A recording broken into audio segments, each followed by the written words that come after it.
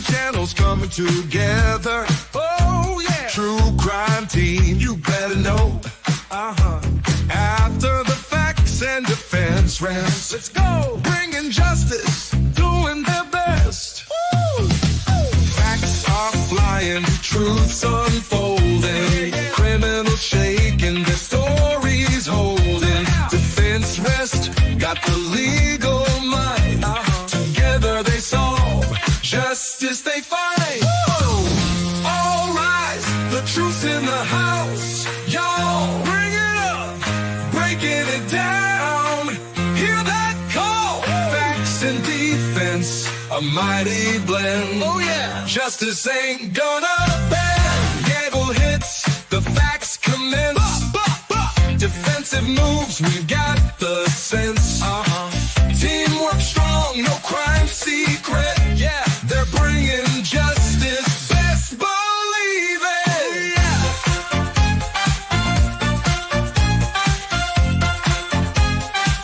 Ooh, yeah.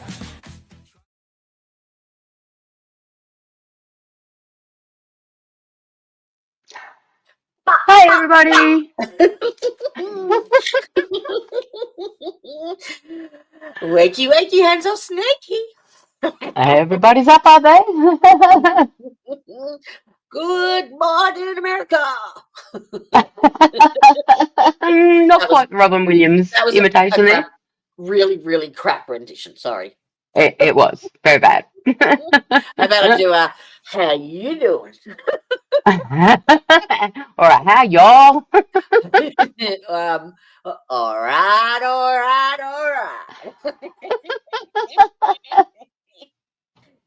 I love him. He's amazing. Two crazy Aussie chicks. Nothing unusual here. Totally legit professional. That's it. Because we cut out the proof. Yes, we can edit that shit out. Welcome to day 2 of Lindy Chamberlain. I think it was called Lively. Our Aussie. Good morning. Good morning. Teresa.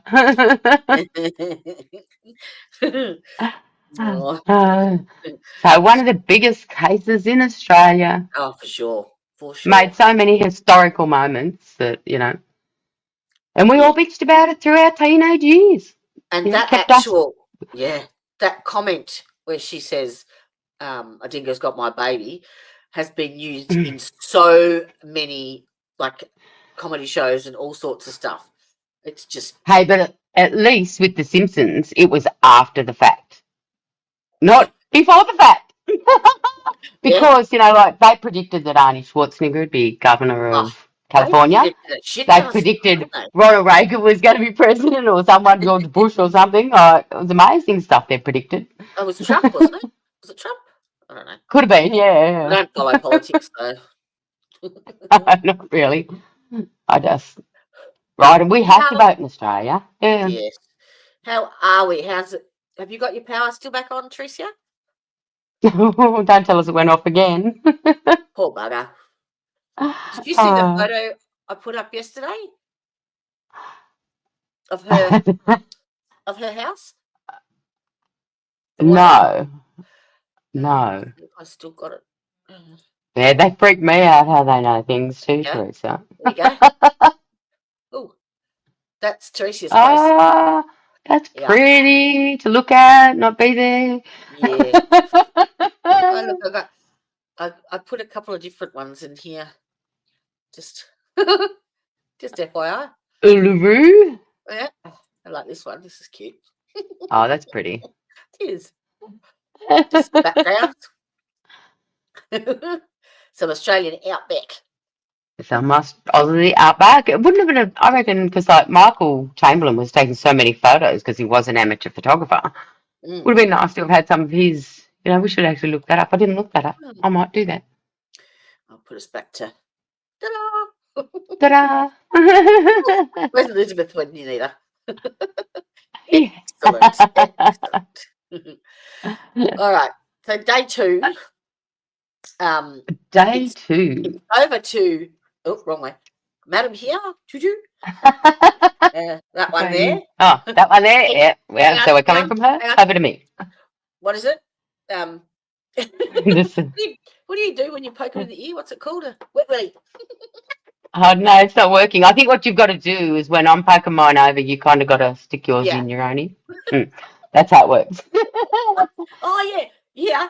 We'll try it. I'll poke you, and you put your finger in your ear. Your ear. Wrong hand. I You think we're. shit. Other hand. Other hand. You put that What? finger in your ear.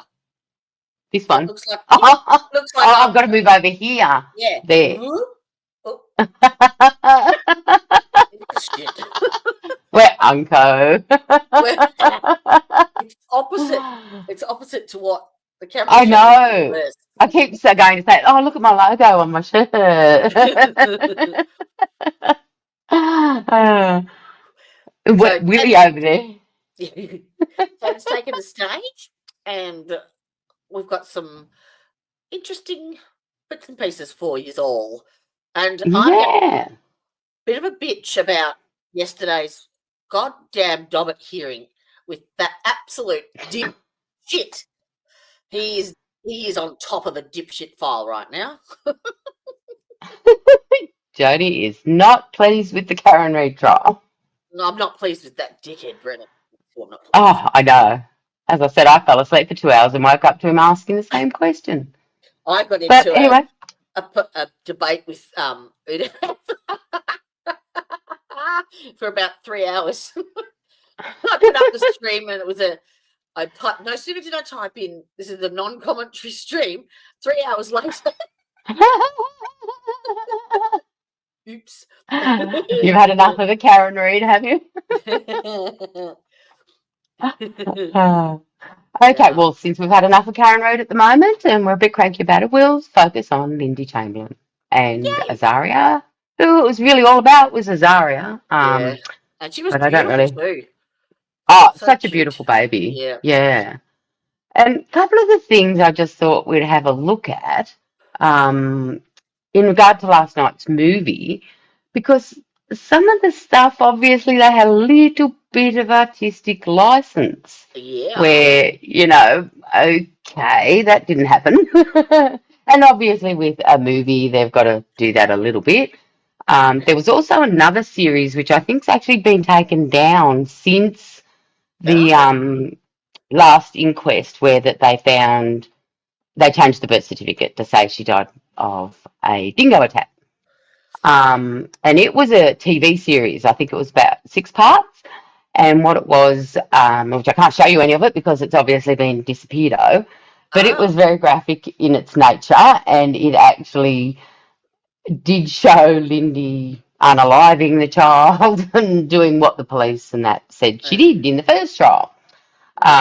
So yeah, it was pretty graphic and gross, I believe. I did believe watching it a long time ago. And as I said, I could only find reference to it and not actually it. So I think it has been taken down. Yeah.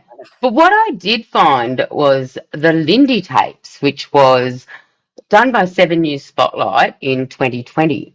And it did show up, it's an hour long, and it really shows exactly what happened in a very concise manner in a short time of an hour over the whole time from when the baby was taken right up until when they changed that birth certificate to say, no, she was stolen by a dingo.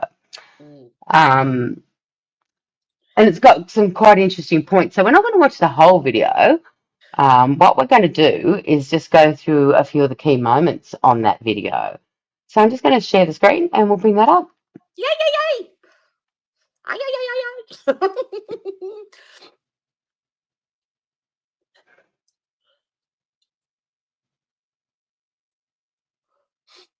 Oh, and just FYI, while everyone's there is a GoFundMe for Ty that's been set up now, just to give him a hand getting back on his feet, and to help with some of the civil court proceedings that he will be undertaking. It's in chat if you'd like it.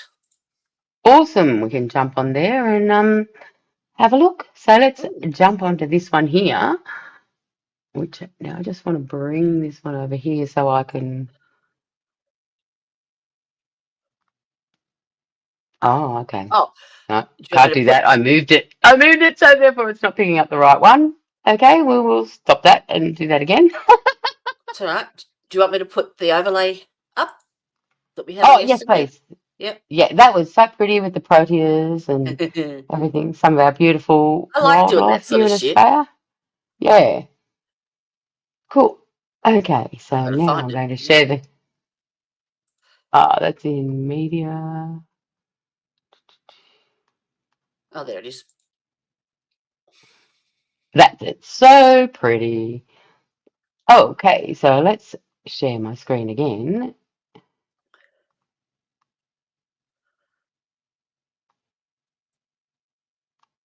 Oh, a window is what I want.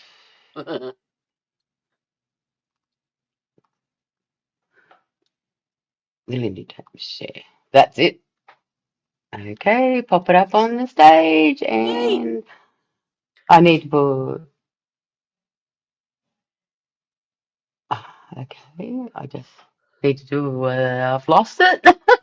That'll be a fun time, aren't I? Okay, I think I've put it. There it is. Got it. Okay, so now we're going to put captions on, which I've done, and we're going to full screen Yay! that. Yay! Roll tapes. Oh, if I full screen that, then I can't see. No, that's why you have to do all the settings before you do that. Oh, that's mean. Oh, I just realised that. Yeah, just put it in a. Have you got like a segment of your screen that you can can you split your screen into 4 and dump it in on its own open? Do you get what I mean? Yep, I know what you mean. Although you have to pause it. Oh, is that Dr. Phil? That's where you'll see some funny It stuff. looks like him. I swear to God.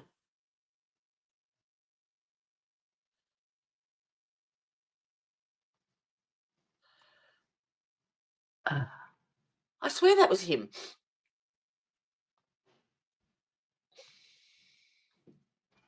Now, how am I going to do this? Oh, split the screen. Okay, sorry guys, Yeah. I've got to learn So how to split my screen. I know I can do it, I think but will if you that allow me to put the same video on two screens?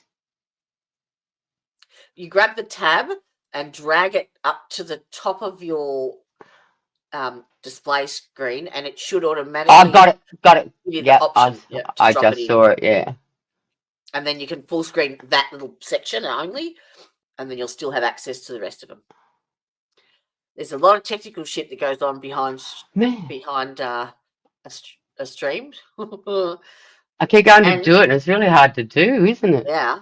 There it is. Ah, I keep missing clicking it down.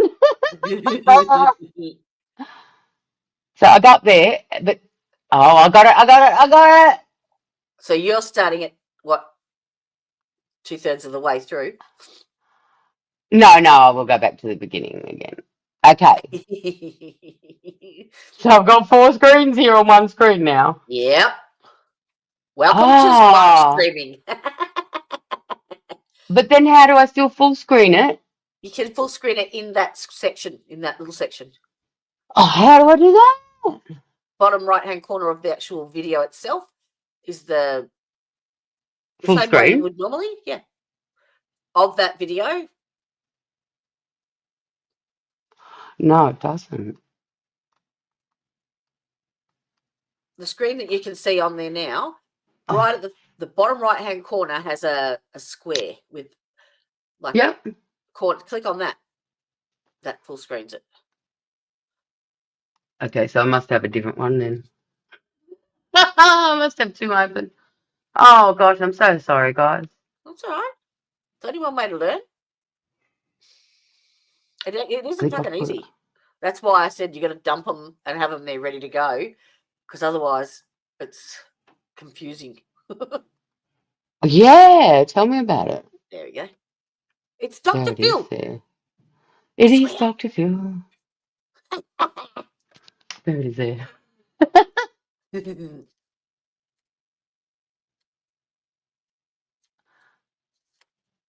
Or dump all your other tabs behind your StreamYard screen and use that one screen as where you pull everything up and full screen it. Does that make sense? But like I've got it on a shared window and I full screen it and it just goes There to you go. normal full screen. But it just goes to normal full screen. I still can't look Oh. at the other bit that I want to look at. Oh. Phil's brother from another mother. Yeah, so I think I'll just go back to that. Come back to stream. Right, and then just move that down a bit. No, I'm just going to have to get rid of this. Just pull your tabs down onto the other screen. Can you jump them across from one screen to the next? Oh, my other tabs are still there. Yeah, just drag and drop them onto so they go behind your StreamYard. Oh, okay. Do you get what I mean?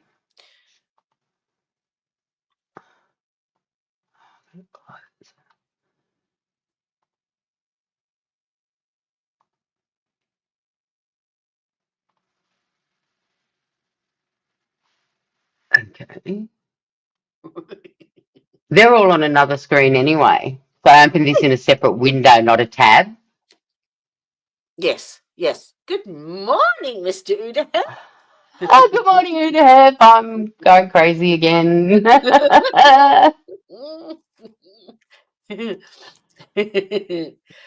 Did you notice? Okay, what Sorry. I'm going to... You talk to Udi for a sec. I'm just going Did you to do notice something. I've dedicated an entire stream to you tomorrow night? Or tomorrow morning? It's freezing there, isn't it?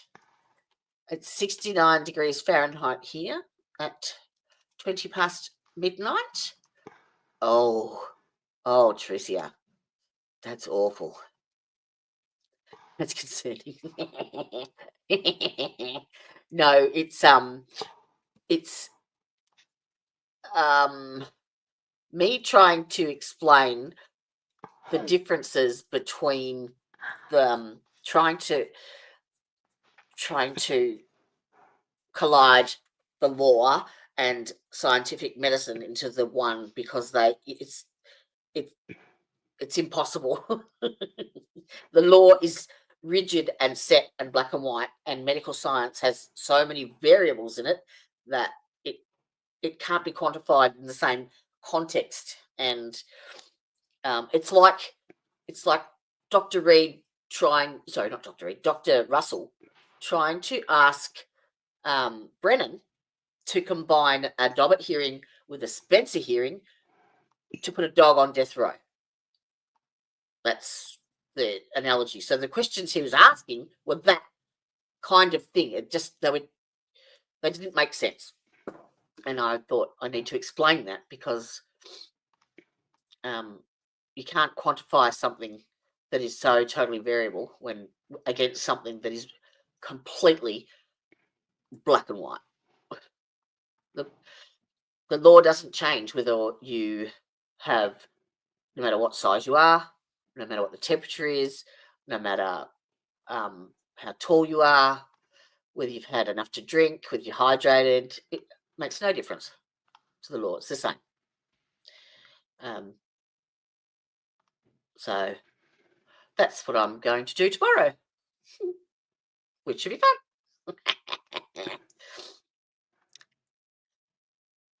Okay. Well, it's not a We're ready to popularity go. contest, my love. That's your opinion, and you're absolutely entitled to it. All right. Bring it, baby. Okay. Here we Let's do go. this. Let's do it.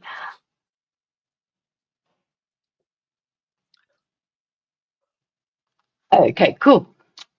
So I have a few little... see, it's done it to me again. That's right. I can't hear it. You might have muted the page. Oh, that's what I've got to do for that, right? Oh my gosh. No, no sound.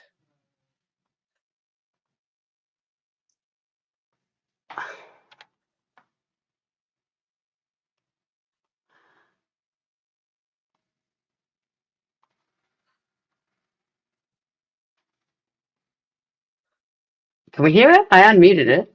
No. No, unmute the page of the tab. I did Right. that. I did that too. Right, Oh, mouse click there. unmute site. Right, wrong one. Yes. Gotcha. Yeah. Okay, here we go again. No. Can you hear it? No. So I might have to boost. No, there's no No, I've sound done that. whatsoever. Really? Mhm. You're kidding me. No. I can hear it in my headphones.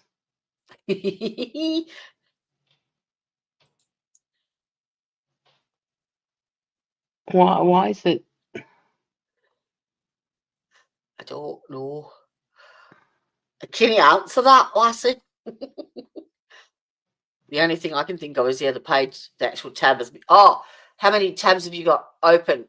You might have to unmute a couple. All of them. Not all,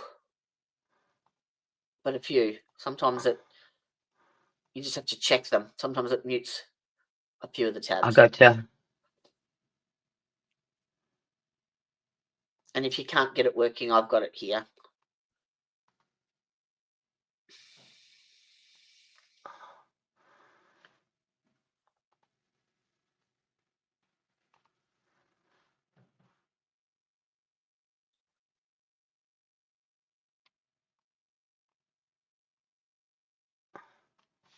I'll just unshare it for a sec.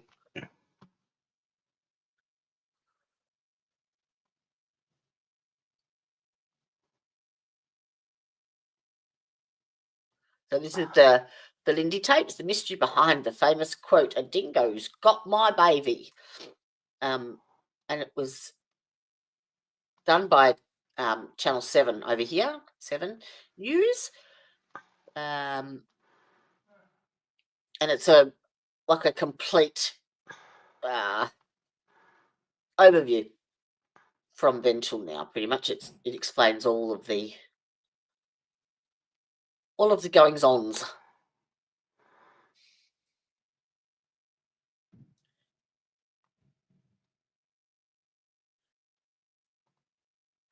It says so. Oh, I'm muting everything.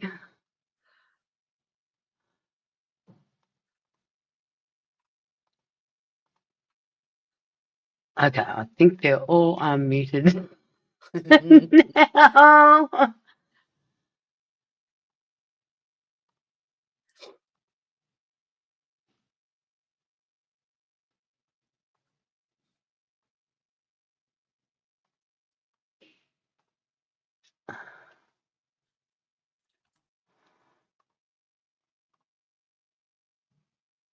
All right.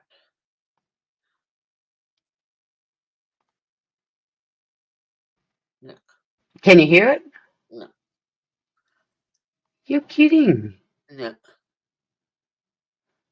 Is it in your computer settings?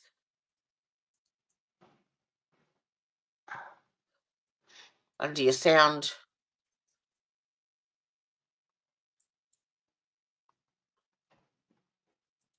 Do you want me to do it, doll?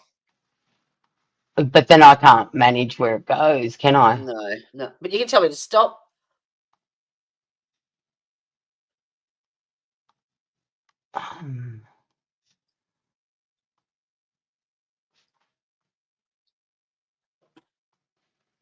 Settings, devices.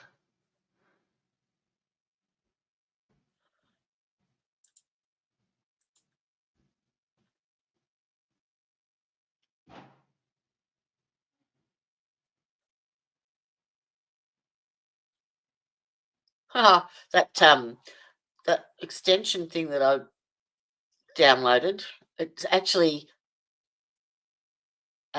when I opened up that video, it's given me an overview, like a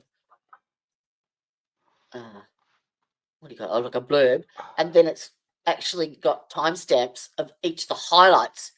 It's already created it. Yeah, I know, but if I go full screen, I can't click on them. Do you understand what I mean? Oh, yes. All right. So you want to pop them out. You want to pop the chat. Do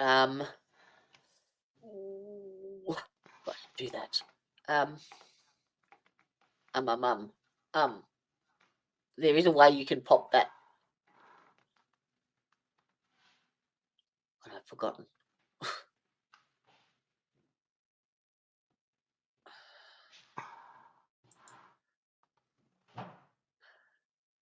Down the bottom, there should be a little chat symbol. It says chat with video. And then it brings up a menu to the side.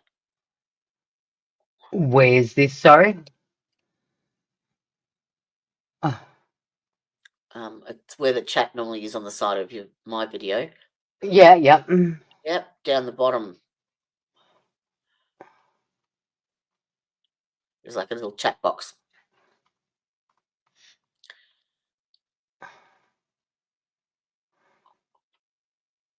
Oh, okay. So you got key moments. Is that what you're talking about?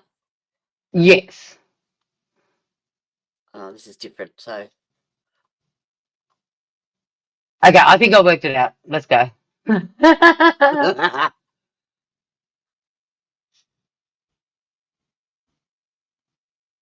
Oh, okay. Can I grab that? The key moments there. Anyway, go. Let's go there.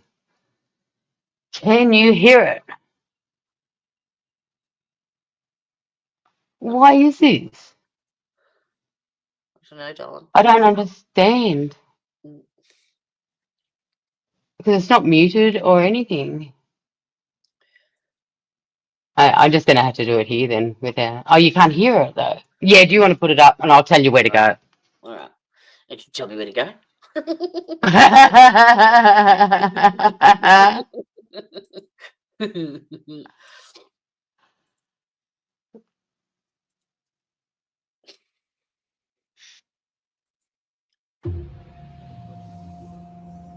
Oh, I got to unmute. Can you hear that? That's, yeah, yep, I can hear You hear that. that? Okay, cool. Yep.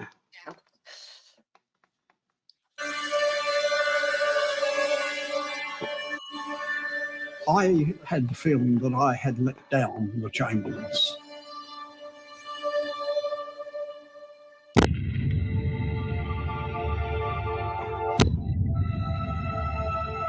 I have been made over the years to realise what a terrible, terrible injustice Mr. Chamberlain has received.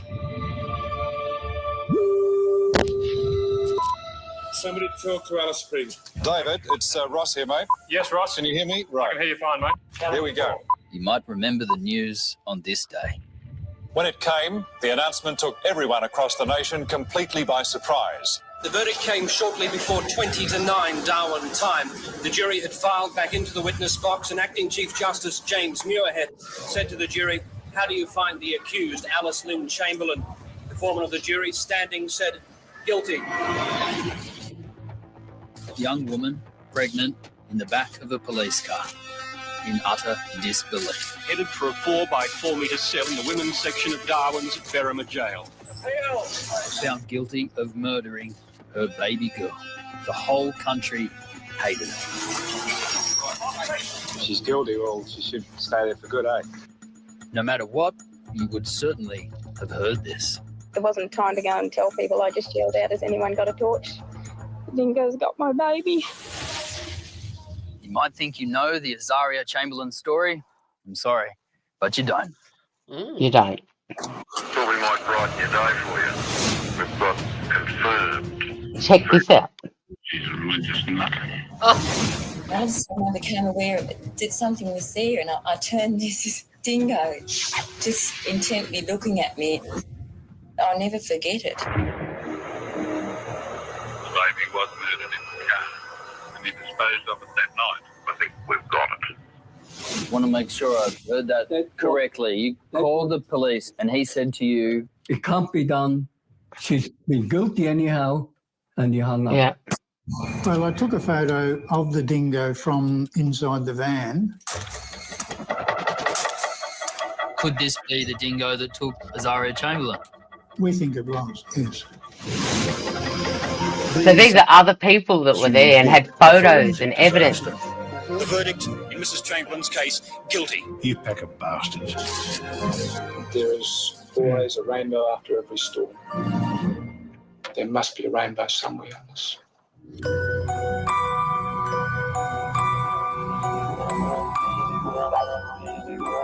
This is the bit. You want me to stop? If Australia has a spiritual centre, it's here. It's Uluru. here. Uluru. Dreamtime stories say it was shaped by spirits, the sandstone scarred from their battles. After that came life and rebirth. But the revelations from this sacred ground are not finished yet. In 1980, a yellow Holden Tirana pulled into a dusty campsite here at Uluru. Inside. Good morning. How are we? She just appears. You come right at the good time. We've just actually started this overview of everything that's happened in this case so far. And Tan, I just sent you the highlights with the timestamps via email if you want to. Oh, okay, cool. It was a family of 5. They'd come to see Just tell me which one you want to go to. Magnificent and I'll click sight. The Chamberlains were quiet, unassuming, a pastor and his wife, 2 young boys, and a 9-week-old baby, Azaria.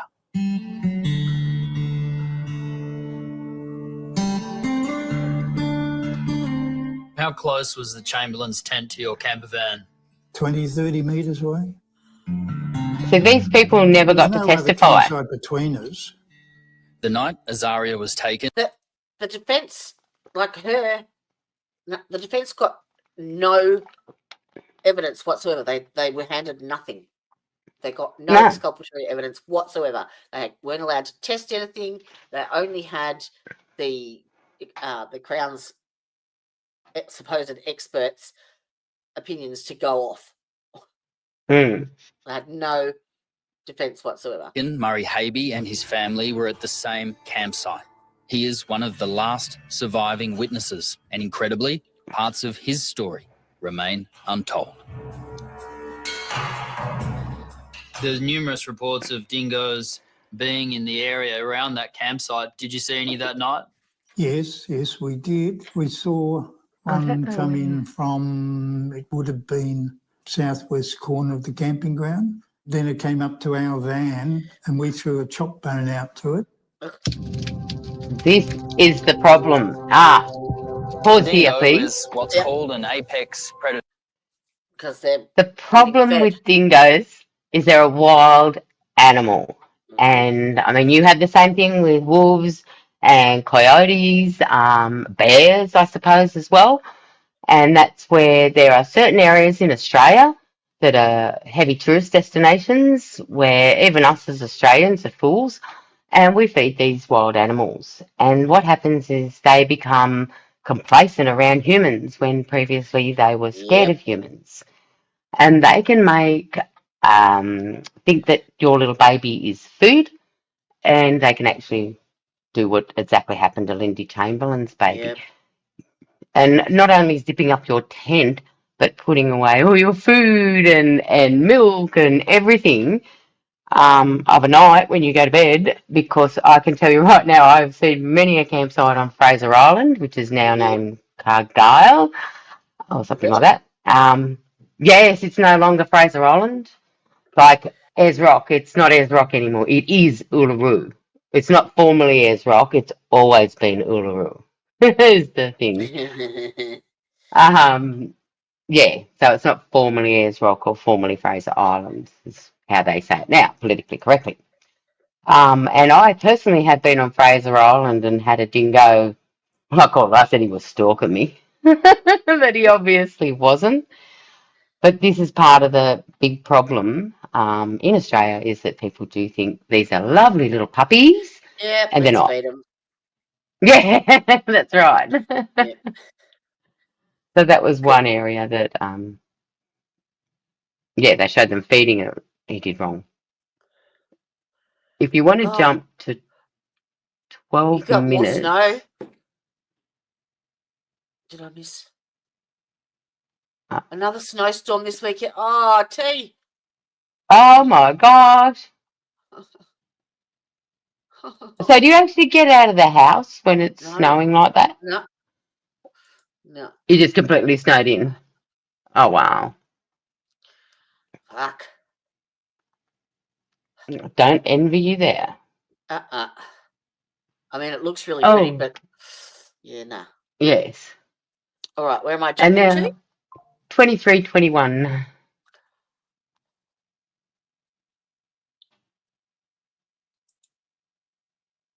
The car? The floor, the belt buckle, the handle, but most importantly, here, underneath the glove box. The arterial spray. Became public enemy number 1.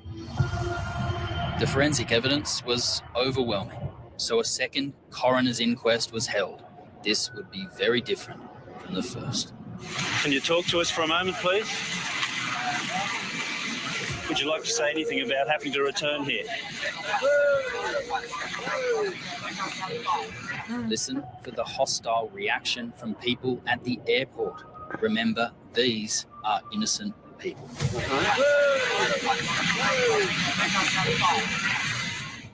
And inside the coroner's court, this is their 9-week-old daughter being talked about here. Mrs. Cool said blood was found on a pair of scissors. An extract of that blood proved to be of fetal origin.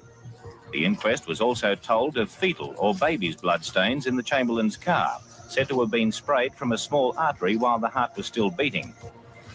Is it a danger in a case like this to be so focused on proving what you believe happened? There's always a danger in that. Always a danger. To me, it's just human nature. It's wonderful to say you should be utterly detached. They thought they were doing their job. Professor Cameron. I'm sure they had a sense of rightness in it, but I've lived long enough in the law to know that what is apparently the case frequently isn't. The findings of the second inquest could not have been more different. Lindy and Michael were arrested and charged.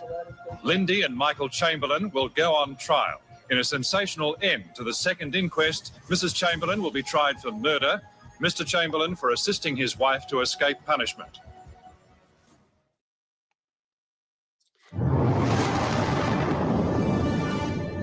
Incredibly, in the end, the death of a little girl became a joke, You're all the way in Australia. a punchline.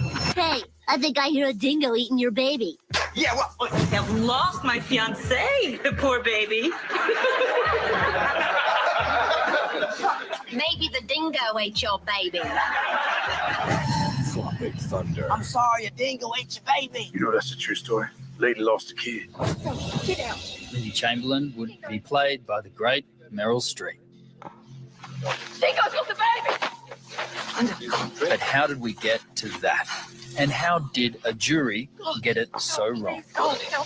Yeah. The dingo's got my baby. The emotional impact of the trial appears to be having an effect on 7 months pregnant Mrs. Lindy Chamberlain and her pastor husband No Michael. shit, Sherlock. She was determined to have a... Just the media circus. And that was the way she was. Yep. So Lindy at the trial, pregnant. How was that viewed? That went badly for her again. Pause She'd here. done something wrong in the eyes of the public. That old guy in the wheelchair and the young man that's presenting this video, they are actually father and son. And he was one of the journalists that actually believed Lindy and throughout the whole trial and was there for her as one of the only journalists that she could actually trust. Bloody Yeah. hell. And he's a quadriplegic now, yeah? Yeah. And that's his son presenting this. Okay. It was almost as though she was making fun of the... No, the No. other two boys were older. One was out of the tent and one was already asleep in the tent. I think it was Regan in the tent. He was 4 or 6. Correct. Too 4. big for, He was 4. Yeah. too big for a dingo. Yeah. Yeah. A humdinger.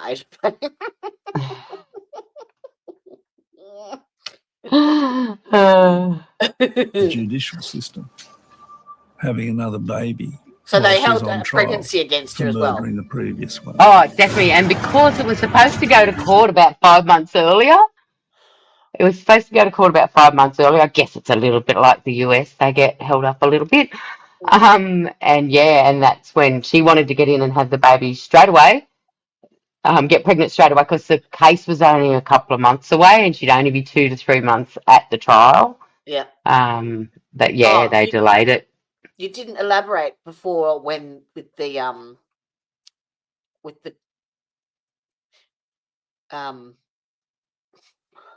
creative license on what happened to the baby when it was born.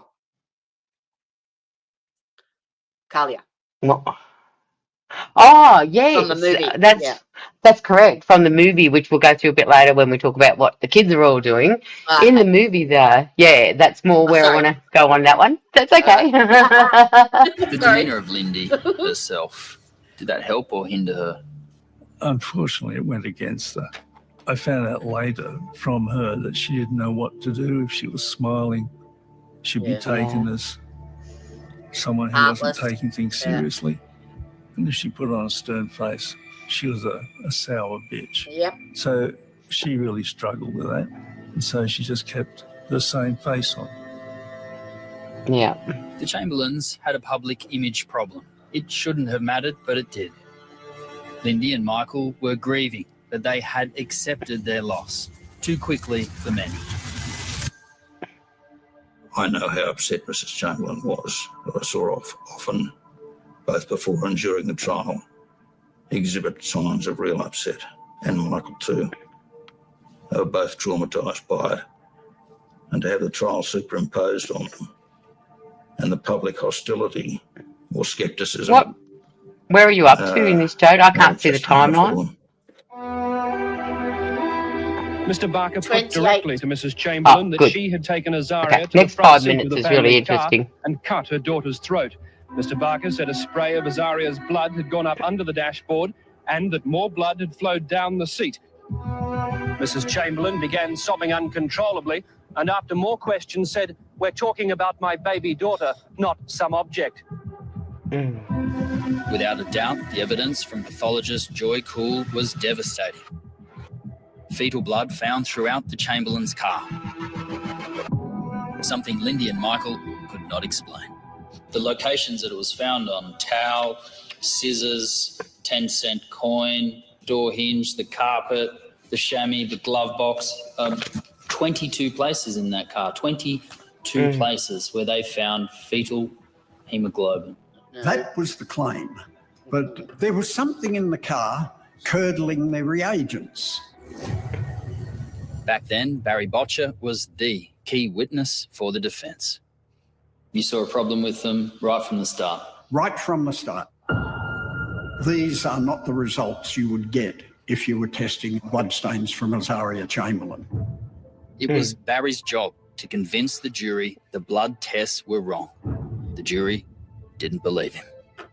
It got too technical for them. Probably far too technical for the jury. Yep.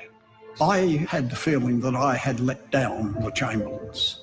I really felt that. Felt guilty. The science behind the prosecution case was deeply flawed, but to the jury, it was compelling. A British expert had identified a bloodied handprint on the back of Azaria's jumpsuit. The cuts were made by scissors, not canine teeth, and the stain around the neck was consistent with a throat wound. Add to that, the Chamberlain's car was basically awash with Azaria's blood. But there was crucial evidence the jury never heard, and it came from right here, the earth at Uluru. Local Indigenous tribes have lived with dingoes at Ayers Rock for thousands of years. Aboriginal trackers were there on the night Azaria was taken. Yep. But not one of them Look at gave this. evidence at the trial. Nipper, is this a dingo track? Yeah, that's dingo track. This is from back then. We found this buried in the Channel 7 vault. Where was the bush where the baby was put down? Yeah, and even kept out that way. Pick him up again. Drop your jaw, my girl. Lindy got him out. He's not guilty. Dingo is guilty. Because I've been same track. Been around in a tent. Lindy's not guilty. So that video never came out of the trial. No. Lindy Chamberlain on trial for murder. Michael as an accessory. But to convince the jury they were guilty, the prosecution would have to outline how she did it and when. Yeah.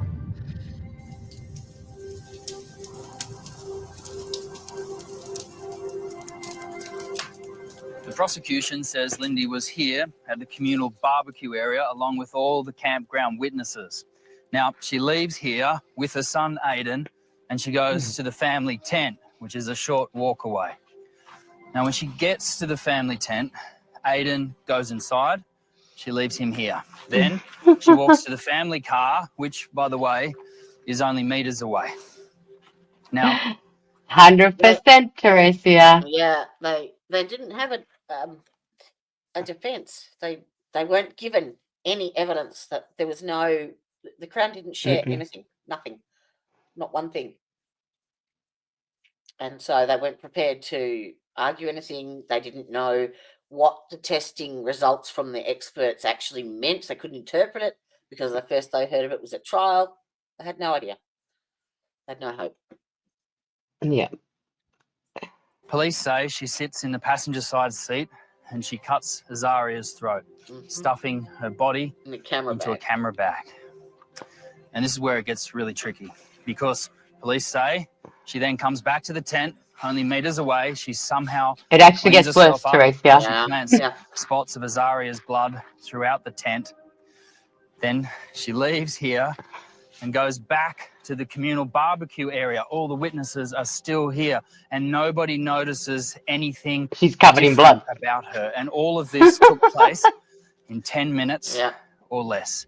10 minutes or less. And she didn't have a drop of blood on her. Yeah. To convict Lindy Chamberlain, the jury would have to not only accept that impossible scenario, but they would also have to dismiss the witness accounts. First of the 40-odd witnesses And they expected did. to be called was Tasmanian woman Mrs. Sally Lowe. What the You heard people the at the baby cry. barbecue heard next could not have happened because, according to police, Azaria was already dead. Along the track, I observed her. From head to toe, there was no blood on her at all. And she resumed conversation. And then the baby's cry was heard. The three of us heard the baby's cry. And it was just... I keep getting emotional. It's been 40 years since then. It was gut-wrenching. It was like someone put a knife through you. The witnesses believe this was the moment the dingo came. It was Azaria's last cry. The cry that you heard, it was really, really horrific. The campground witnesses destroyed the police case. And they knew that. And there was one woman, Sally Lowe, who insisted she heard the baby cry out. And they interrogated her, didn't question it, interrogated her for over 2 hours to try and shake her version of events. During the trial, the jury's hearing all this evidence. Do you remember thinking anything about the jury in particular? Well, I would have loved to have been in the jury room during the deliberations. This lady. Is that Sally Lowe? Yvonne, No. being a jury Juror. member in a case like this, Tremendous responsibility. Do you remember? You're not allowed to do the this in first night Australia. in court? It's illegal. Oh, absolutely, like it was yesterday. And you're just thinking, what am I doing here? What am I doing here? You've probably never heard a jury member speak before. I never have. In most states, it's illegal, but in the Northern Territory, in Australia, it's not. Well, I 'Cause it's think a we all territory. had the opinion that she was guilty. Everybody in Darwin thought she was guilty. And I don't know whether it was the press, everything that we read about it. I think everybody just said, she's so guilty. She doesn't even cry. They're not. They weren't sequestered to not read any of No. the news reports or anything like that. So they were The Northern Territory. they were affected by everything and Yeah. rumours, gossip, you name it. Thing. And I'm embarrassed to say it because I was led along like everybody else. What was the result from the first round of votes? The very first was 3 guilty, 3 not guilty, 3 not sure. The debate Yes, would it go on has. for hours, but the discussion would always return to the overwhelming forensic evidence. Eventually, and then eventually, I think it was 32 No, years later. we watched the movie last night. It was 32 years, didn't it take for them to change the birth certificate and To change the death certificate, yes. yeah, and then give her a pardon? No, they were actually not just pardoned. That was the third one. That was where they were actually found innocent. They changed it. So in the third one, he said he doesn't know what happened to the baby, but he wasn't going to change anything. But they were pardoned in 1986. Yeah. And so it was the fourth one. Then she changed everything. She changed the birth certificate. She said they were innocent, not guilty, rather than unknown was the cause of death. Yeah. But yeah, this juror coming out and saying this stuff, I mean, well, hang on, honey. Why didn't you say something if you didn't really? Yes, everybody else thought she was guilty, but you obviously had doubts. Or maybe she does now. I don't know. You know what I mean? Yeah. So that's interesting. And then the next one is the hairdo. It's annoying that, she's obviously admitting that she had doubt, and that's the whole point of a jury. Yeah, 100%. 100%. Yeah. Why? Were you pressured? Like, yeah, exactly. that's sad. Really sad. And she only got 1.3 for it. Like, it's going to go nowhere. Yeah. I think after So that it was. Oh, sorry, what are we up to? We're at 36. Okay. So basically she's just saying how she doubted things and gone back over it all. So if we want to jump up to 40.11. No, 40.11.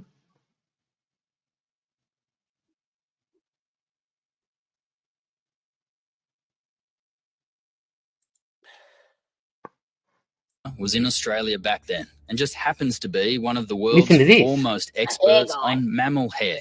Yes, he wrote the book. He wrote the book. And he took a keen interest in this case. You're not going to believe this. So you called police in the first few weeks. So I rang the police. Oh, this is exactly what Marie Russell did. Exactly. Work told him that I have experiences with dingoes and things like this, and I would like to come actually and have a With look. dingoes, not He tingles. said, oh no, that can't be done. The police officer said that. He said the police said, no, that can't be done. She's done it anyhow, and he hung up the phone. Lindy, the mother, is still alive today. Father, no. But we'll get into that.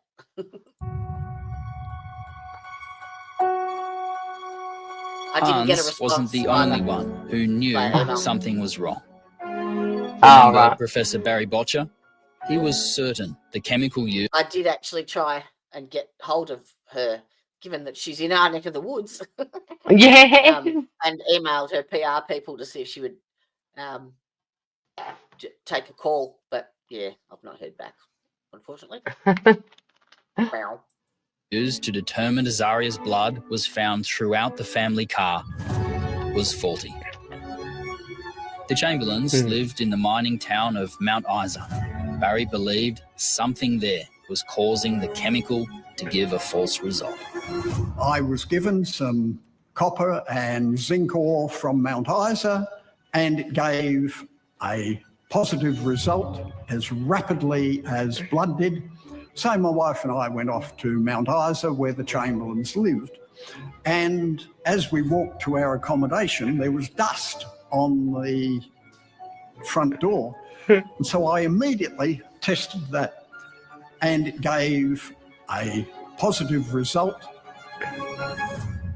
We then tested streets and the dust on the sides of streets. We tested the keys of the accommodation. So every one of those locations you tested in town, positive? Everyone. So that copper oxide dust from the town that they lived in would have been right throughout the car. So almost every location she tested would have come back positive? Yes. Not only stained areas, but non-stained areas as well. What is the legal terminology for a mistake like that? It's a miscarriage of justice. That's right. What would you call it in layman's terms? A forensic disaster. So, if there was no blood in the car, what was the supposed arterial blood spray underneath the glove box? That mystery would be solved by a man called Les Smith. A friend told me he was photocopying transcript to help save the Chamberlains money. And I said I'd give him a hand. And while I was sitting by the copier feeding pages through, I read the transcript. I read about this metal bracket that had human blood from an arterial wound. Bracket from the family Tirana. Underneath the glove box. Yes. Every weekend I bought all of the local papers and I looked for Holden Tiranas that were for sale. I looked up underneath the dashboard of the car and I went to car wreckers and I saw that the bracket in the cars that I examined corresponded very closely with the bracket in the photograph. The tiny drops matched the pattern on the bracket from the Chamberlain's car. It wasn't blood, it was paint overspray from when the car was built. The copper oxide dust from Mount Isa had then caused it to test positive for blood. It turned out that this was the evidence that didn't prove guilt. This was the evidence that proved innocence. About now, an eccentric expert on mammal hair was finally given access to the Chamberlain's evidence vault. He asked to see only one thing, a small bag labelled cat hairs. So I looked at them. Thanks, Teresa. Dingo hairs and not cat hairs. I have got absolutely no cat hairs. Oh, it's like pears and apples. Well, that really upset me because I could have looked at those hairs right from the beginning. Yeah. And she would have never gone to trial. With all this new evidence, the Chamberlain Innocence Committee was formed. Plea for justice. Appeals were lodged in the courts and a controversial documentary went to air on Channel 10. Good evening. I'm Kevin Hitchcock. It was accepted amongst the Aboriginal people that it... They look like Ken from the Barbie. Barbie movie. Hey, that was the look in the 80s. Come on. Oh my Lord, it looked plastic. the dingo had taken the baby. The system has made a mistake in our case. We are innocent. And I affirm this, and my wife would affirm it most strongly. And so we must fight on. We had a reaction that I didn't really expect. 50% of the people believed that exonerated them, that it was right, but 50% of the people thought it was all wrong. And that's probably continued to this day. That's exactly right. At this point, from a legal perspective, you'd think it's all over. The cat hair is actually dingo hair. The scissor marks on the jumpsuit are actually canine teeth. The arterial blood spray underneath the glove box is actually paint, and the blood found right throughout the Chamberlain's car. Well, it isn't. Hey, you could fit a full bottle of Jim Beam or Jack Daniels up under that glove box. The High Court would dismiss. Do you remember that ad back in the 80s? It was for Marshall batteries, Oliver Marshall, and it's like, I'm in the glove box.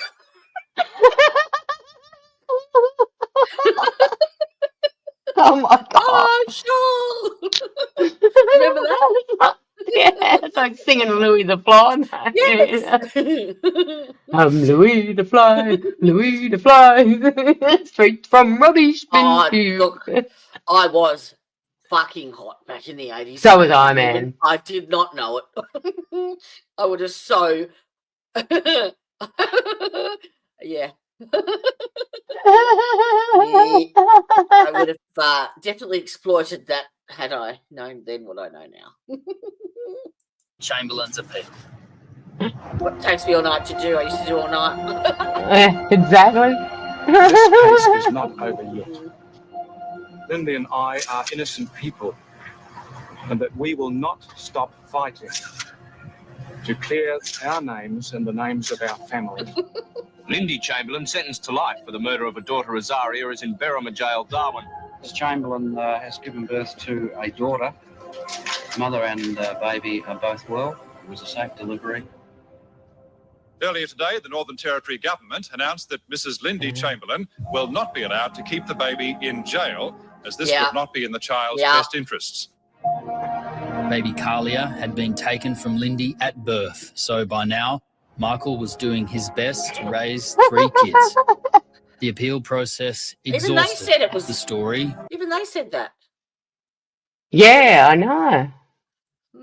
But once you see the stuff later, you'll know Lines that and didn't. slowly being forgotten. But there was one more twist to come.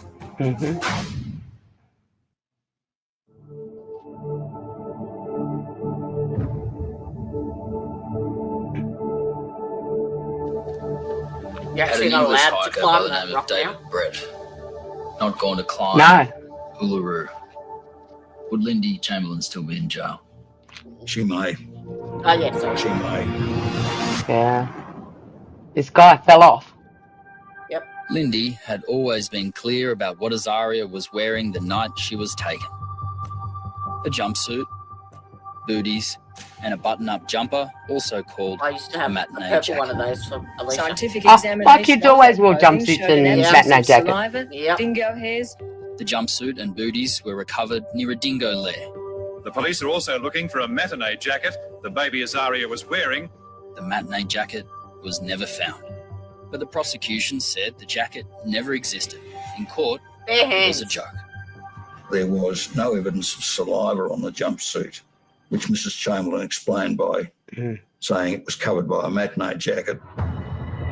But the prosecution said the But jacket just never stop here existed. for a sec. In court, Because they said this is why they convicted her, is not only were they too outspoken, giving interviews, etc., they proved, in inverted commas, that she lied by the fact that they couldn't explain the blood in the car. It was the hitchhiker. But, no, No, it was, the tests were wrong. The reagent screwed up and detected copper and zinc oxide as blood, fetal blood But in they particular. were also testing the wrong thing. Was paint emulsion that they were testing. Yes, exactly. Yeah. And overspray up under the dash. Exactly right. And everything was testing positive. So that was because of like high the whole copper level. forensic thing was totally against them. And forensics in that era of the early 80s was just really a big blossoming field. I mean, DNA, I don't think was even huge back then.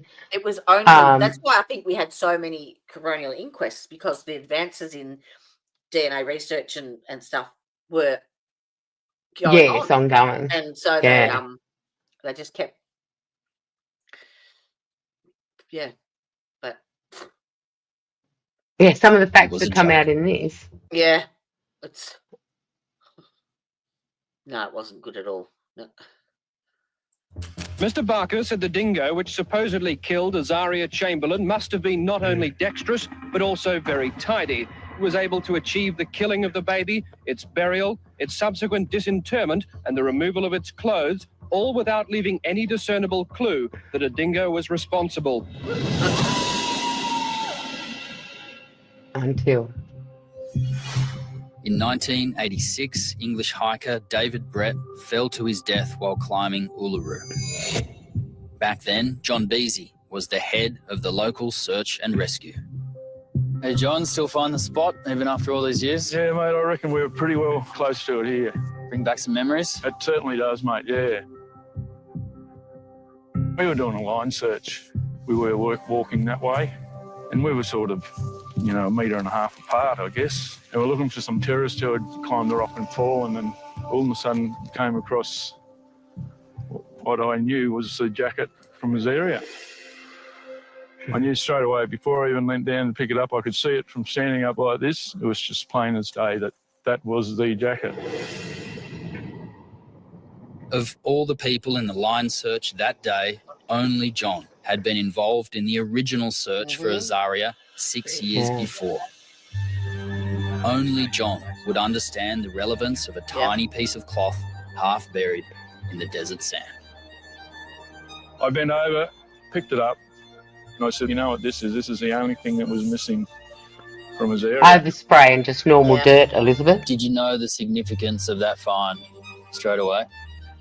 Yes, I did. We sort of knew that it was about to hit the fan.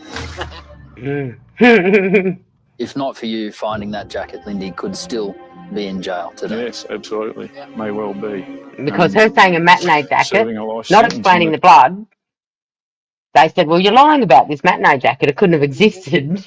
And there's no saliva on the jumpsuit. Because it was covered by the matinee jacket. Yeah, it had all the saliva on it. And once they found that proved it. Oh, 100%. 100%. Territory back in them days, it was life. Life was life. Northern Territory Police say a baby's white jacket was found about 90 metres from the body of a 31-year-old man. Almost immediately, Lindy Chamberlain was brought in to identify the jacket. The same jacket police said never existed. Look how tiny she was. And amazed, but very grateful. Grateful why? Because I think this just goes to show once again that my wife was telling the truth. Finally, the truth. A terrible miscarriage of justice. Authorities moved at lightning speed. When it came, the announcement took everyone across the nation completely by surprise. Lindy Chamberlain freed from Darwin's Berrimah jail. She was ushered into a waiting car, which then sped through the streets of Darwin towards the city's airport.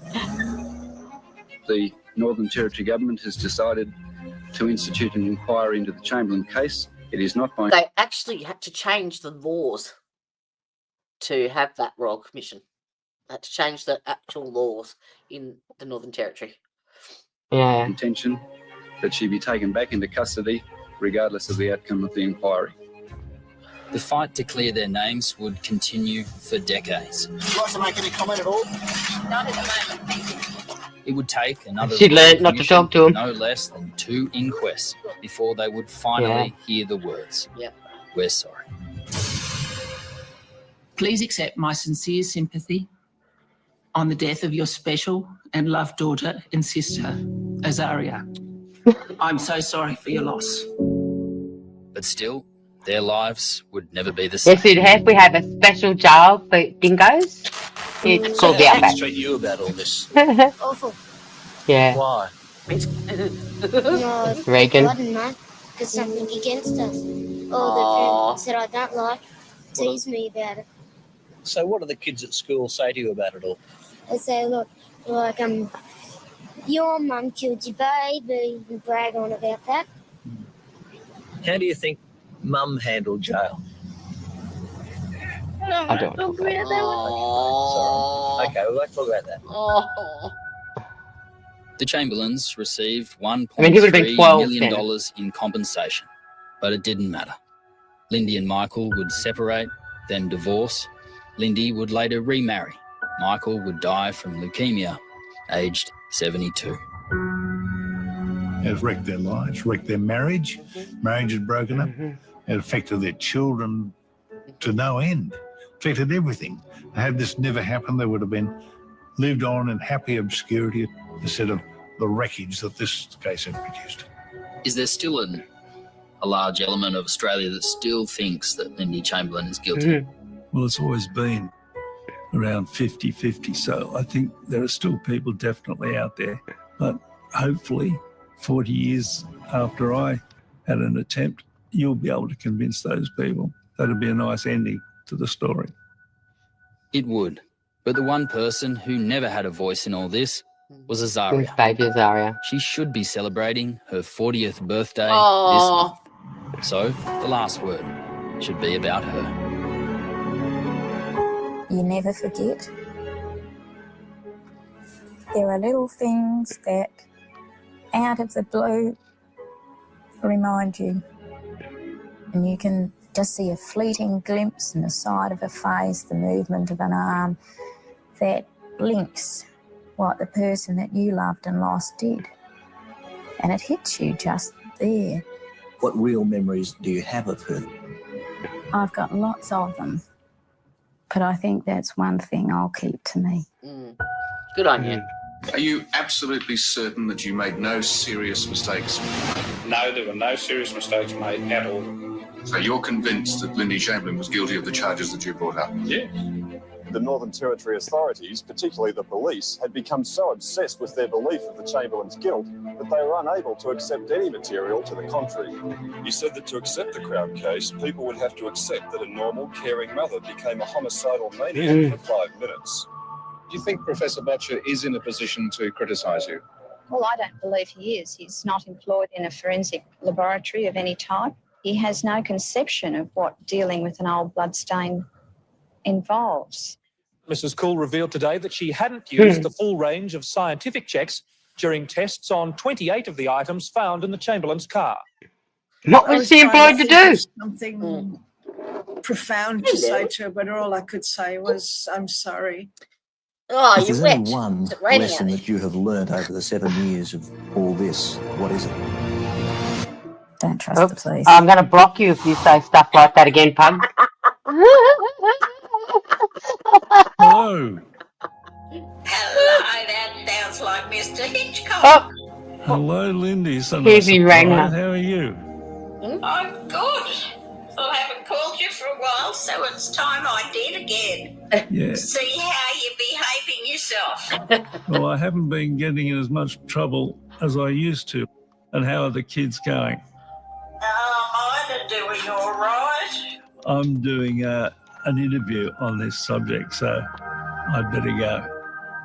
What, right now? Yes. Oh, well, I shall get off the line in a hurry in that case. Bye. Okay, bye-bye. Yeah, Pug is Chan's son.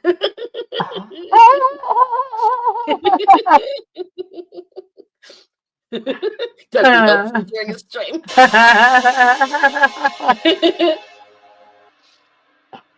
So yeah, that was, as I said, was produced in 2020. So it was So quite she'd an have to be- interesting.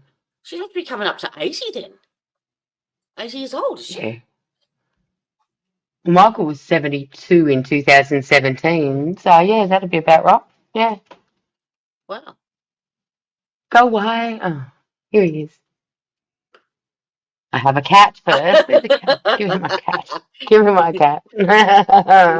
This is Hey, Tarek, everybody. Mwah. And this is Pug Gamer. He's obviously watching at the moment.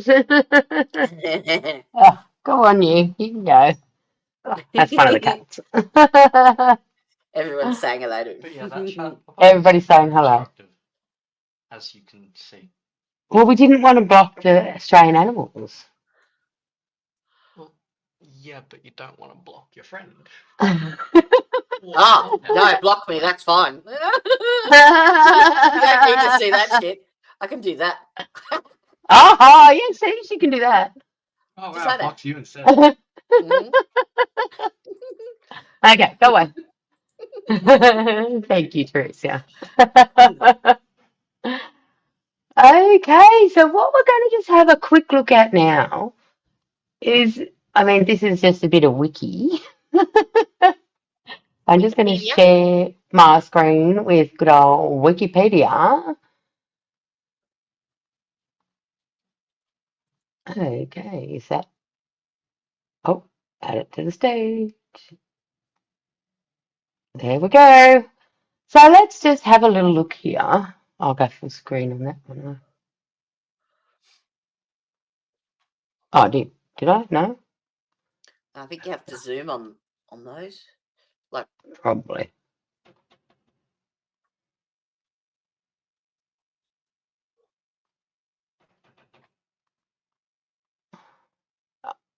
That'll have to do. Oh, I've got to work this stuff out, haven't I? there should Okay, be so let's just. like a magnifying glass sometimes. Yeah, I just don't know where it is on this one at the moment. It's usually down the bottom of mine, but Yeah. it's not there. Yeah. So yeah, I don't know where it is. So let's just have a look at this. Let's go right back of this list. Oh, really? This is the reported dingo attacks in Australia. Excuse me. At that time. No, so back in 1916, there were sheep between Deepwater and the Dundee River. There were sheep and goats in 1924 in the Lake Nash district. 300 sheep in 1933 at Benalla. That the dingoes have killed. Yes. Wow. 10 wallabies in 1936 at the Melbourne Zoo. Many sheep in Braidwood. Many. 200 sheep in Gundawindi. And yes, that is how you pronounce Gundawindi. Mm-hmm. At least 1,000 sheep in 1942. Wow. 1,000 pound worth of sheep in 1941 to 1948. And a 13-year-old dingo weighed 100 pound and measured 6 feet from tip to tail. Wow. Yeah. That's a monster. It is, isn't it? Mm-hmm. So then we don't have any funny reportings here, though. I believe there is one in between here somewhere. 1980. But yeah, so that's on other animals. Now let's look at this one, is the people. A girl, 12 in 1845 in Australian Capital Territory. 1909, an adult male in New South Wales. A 3-year-old male in 1916. These are just attacks, not deaths. They're just, is that? No. Found to have been killed and eaten by dingoes after running away from home.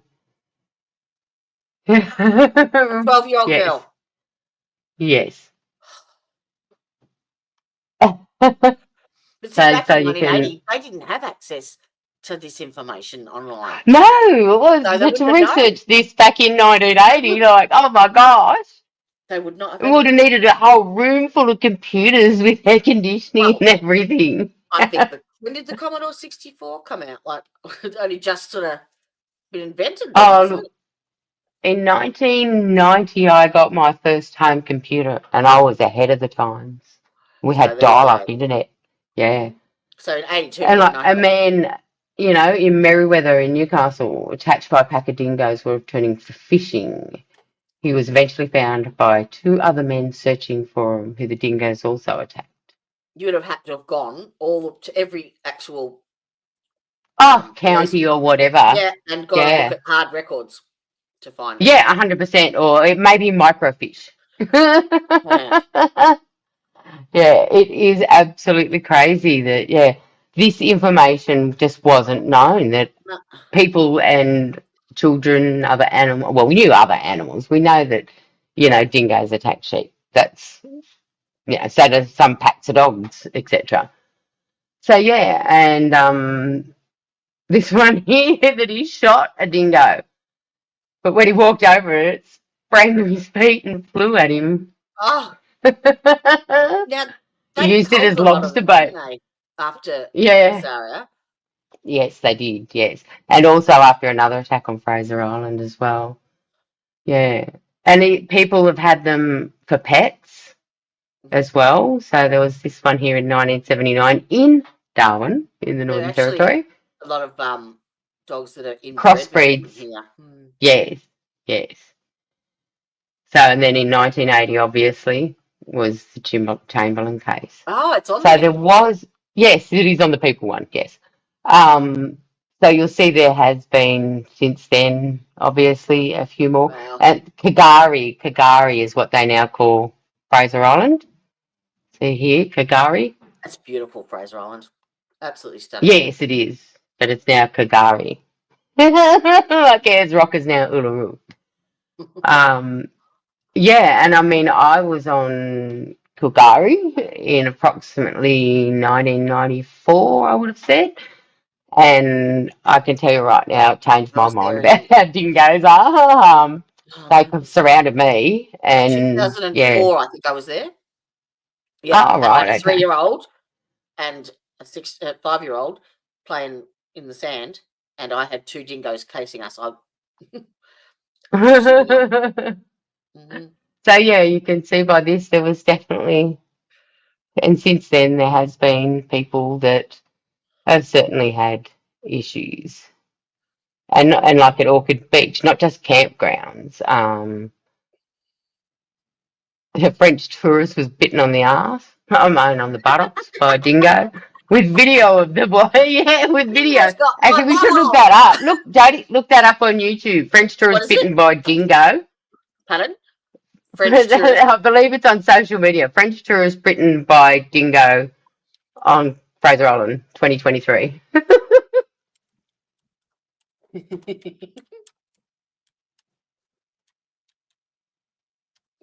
Yeah, and this boy 10 here, I think, would have only survived if 12-year-old sister didn't come up and give him a hand.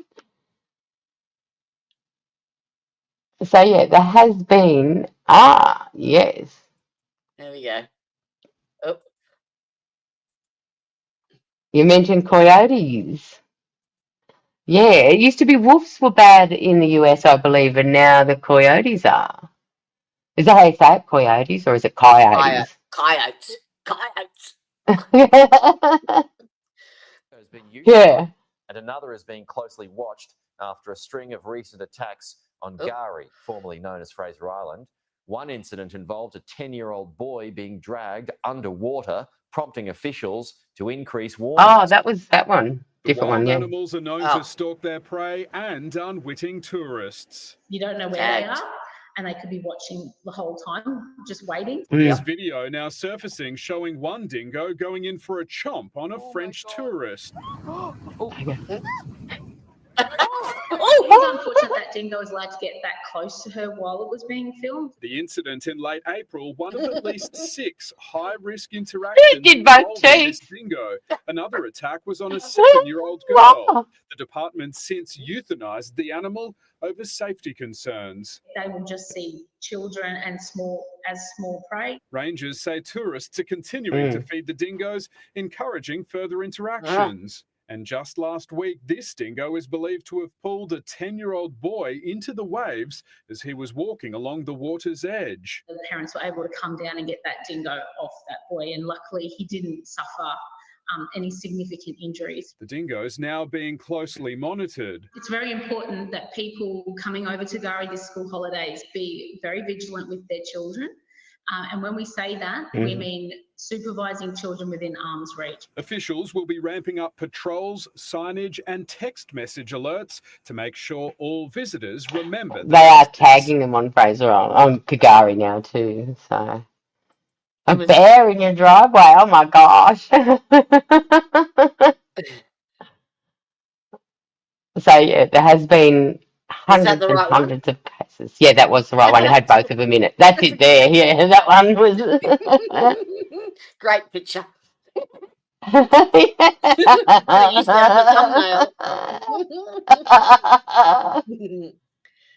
So yeah, there have been hundreds. Oh, Because the don't other like thing I actually shark attack. found interesting was this other link. It was quite interesting that the university put out. Why dingoes attack people. Oh, Oh, sorry. I don't know what I think I accidentally removed you. we You- both clicked on it. There we go. I'm up now. So why do animals attack? Interesting, isn't it? Research on wolf attacks show, without rabies obviously, that there are two factors. Human modified environments and animals that are habitated to human presence. And I mean your wolves, your coyotes, however you say it, and your bears over there. I mean our bears are stoned all the time. We don't have to worry about our little koalas, they're always stoned. So we don't have to worry. He just eats eucalypt and leaves. You know how I did that search for the French tourist bitten by a dingo? Yeah. Can I just show you something? Yeah. This is really cool. All right, so that's the search I put in up there, and I'm just scrolling down. Oh, look at that! There you go. Cool. Ah, who did that? I'm gonna have to watch that. Yeah. And to watch this. Save to watch later. All right, sorry. Okay. I just thought that was cool. Yes, it was. Get back. Ah! Stop Sorry. it! I did that. Okay. And the other thing, yeah, around human settlements, obviously, there's food, and you guys have had that in the US and Canada with bears, etc. Interesting facts, though, is that like a coyote and a dingo typically weigh between 10 and 16 kilos, which is what, 22 to 28 pounds, but they can be a lot bigger. So and the other thing is dingoes, coyotes, wolves have a chase response, which is what a lot of like your normal dogs, your domesticated dogs don't. Well, my bull terrier used to, but he was separate. Is to they don't run, just be calm and walk, etc. But that's easier said than done at times too, especially when you've got quite a few around you. So up there in Fraser Island, etc. now, and mine sites, there are strict rules about putting waste food in the bin, etc. They've trained the workers not to feed the dingoes, but with the large amount of tourists on Uluru and Kagari, They tell you how to store your food and everything too now. You have to have it all sealed properly, and so that correct. they just come and raid your tents or your campsite at night when you're looking. They're not scared. No, not at all. Not at all. I know the camp next to us got totally destroyed by the dingoes because they didn't put all this. They got too drunk. Yeah. Yeah. So it was quite funny. Oh gosh. So let's just have a look. Where's Lindy nowadays? Oh. 40. This was done in 2020 around the same time. Because we had Aiden who was 6 and So she's that was done 2020. So she's 84. If she's 40 then. Yeah. that's 40 years since Australia first learned Lindy Chamberlain's name. It was 40 years since Azaria was taken. That's 82. It was 80 she was taken. Sorry, yeah. So this was done in 2020. Yeah. So interesting article, and this Lindy hasn't been doing nothing. There is other documentaries, etc. So Lindy Chamberlain, The True Story, which our Channel 10 actually did. So that was, it was very harrowing, and she was a lot involved with that, She does obviously, a lot of because public that was speaking now, apparently. 100% she does, yeah. So, and awareness stuff. Yeah. So now Is that let's just right? have a look Wow. what the kids were up to. Aiden was 6 years old when his little sister disappeared. The dingo's got our baby in its tummy, is what he said. So he's now 47 back in 2020, so he'd be now 51. Fuck, so a And couple for of years younger than years, me. yeah, for years, Lindy didn't know that he blamed himself for not zipping up the tent. Oh. Because when he came, they went and got some more baked beans. But he didn't realise the zip was broken anyway. So that's a picture of him in 1993 with his mum. So Is he's there a now photo of him married. now? No, I couldn't find one. You'd be very interested about that. A lot of their photos are not there. Yeah. So, and I mean, the Chamberlains did keep them really out of the press. Yeah. They did. They certainly did. So he's now married, who wed in 2006, and his wife arrived at the ceremony in the yellow Tirana. Oh. Oh. So that's he was. Yeah. Reagan, who was 4 when the dingo entered the tent and was sleeping, and at the time, Aiden were cooking dinner on the barbecue.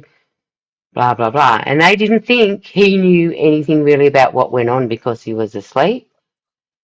But the first time they knew he was awake, right, and remembered anything was when they got a dog.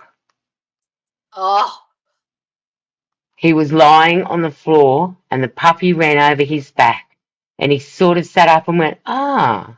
And I said, what's the matter? And he said, that was just like when the dingo walked on me. Oh. And she said, you remember that? The dingo walked on you? And he said, yes. He said, but she said, I thought you were asleep.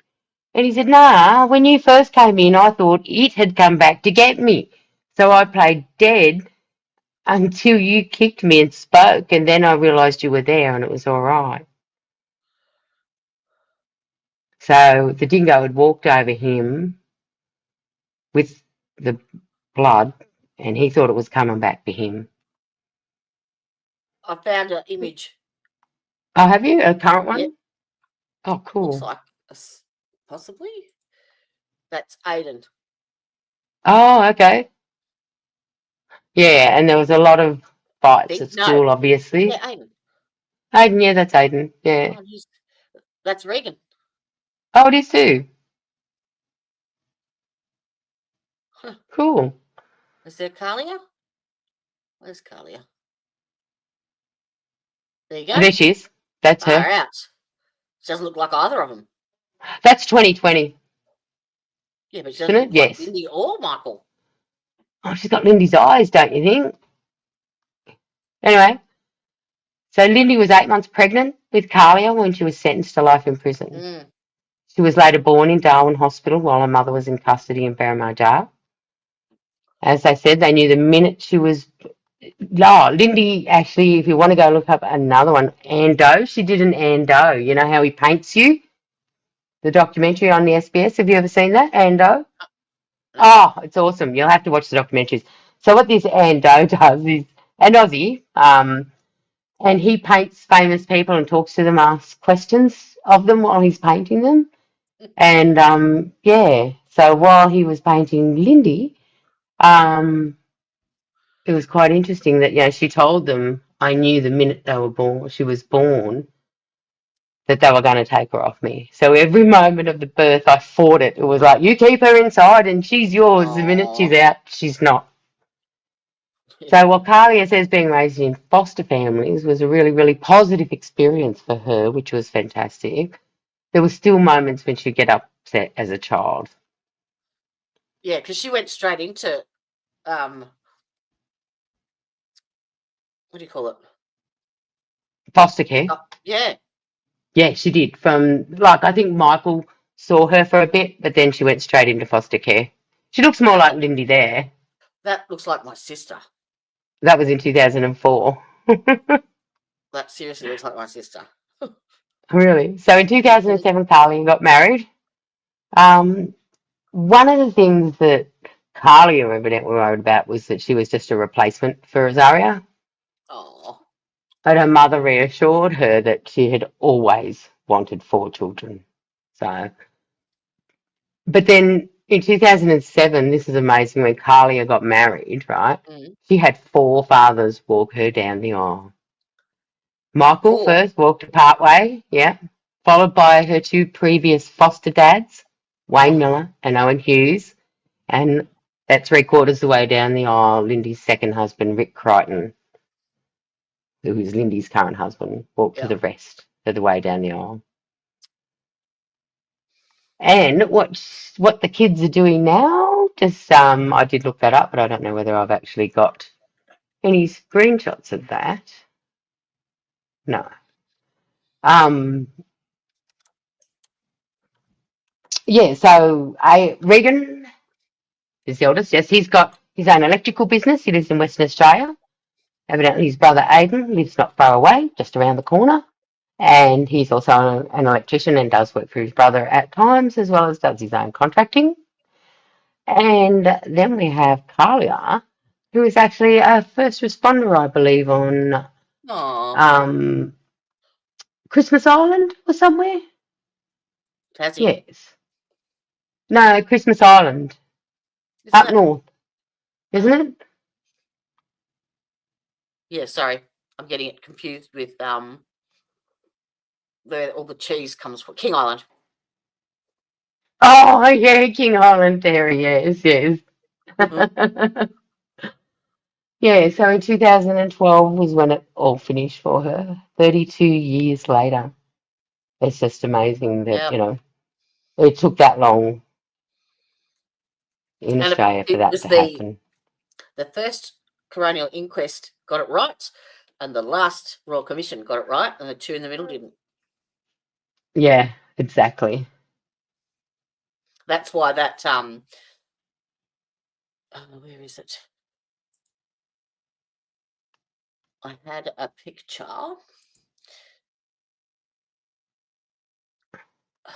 So this is the series that I think Channel 10 have taken down. It was called, in some places it was called Who Killed Baby Azaria, and then in another place it was called The Disappearance. I'd like to go to Gilligan's Island. No, I don't. I honestly don't think I would. I watched that show. Yeah, so did I. Just around Marianne. Here on Gilligan's Island. So so there has been quite a few things done, and Lindy's been very active, as we said. And she still is active today. And you'll see she's also been made manager of quite a number of websites. So the Australian National Museum of Australia, the papers, the Chamberlain Crichton papers, which is held by the National Library of Australia. She's also in charge of them. She's got an official website, obviously, that we can go and see what did happen. Yeah. That's actually really good. I got a lot of my information off there. Yeah. So you see that there is just so much about this case in Australia. And like the good thing I like this part was the rumours and the facts. Yeah. Like meant she dressed her in sacrifice black in the all the wilderness. time. Yeah. Yeah, that was rubbish. She had one black dress. Yeah. So like, yeah, her clothes was found folded, and it wasn't. It wasn't. It was scattered. So like, Lindy had done a thesis on dingoes. We should all do a thesis on dingoes. They underlined a story in the Bible in which a woman kills a man by driving a tent peg through his head. I have no idea what relation that has to do with anything. And it was a semi-domestic dingo and was part of the ranger, a pet of the ranger at the Rock. There was a couple of dingoes that have actually been, let's say, hung around with the rangers, not owned by the rangers because they're not illegal to own a dingo in Australia. There has been a couple that have been put down on Fraser Island particularly that hung around with the rangers, etc., because they were too snappy at people, like that French tourist, obviously. They were just a bit too aggressive, and it is mainly the male ones, yes. And someone had killed the dingo, which had taken Azaria, later putting her clothing near the lair. So that's not right. So they're just some of the facts, and there's just so much information out there, and some of it is hard to work out what is fact and what is fiction. It really is. Now this one here, that let's see if I can get the volume working on this. I don't know. We'll give it a try. It's not muted, is it? Let's have a look up here. Oops, wrong one. It is not muted. I know why that might be. Actually.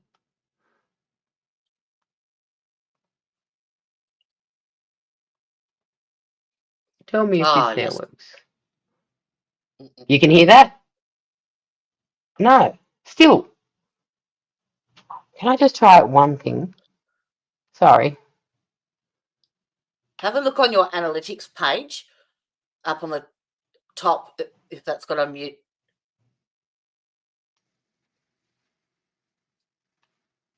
No.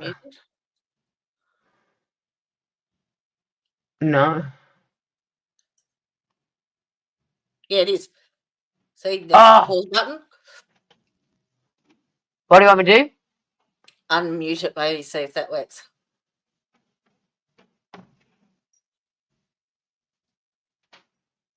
I'm here to help. Well, what about I just close that? Yeah. No, still no sound. It's not working. Still no sound. Why not? No.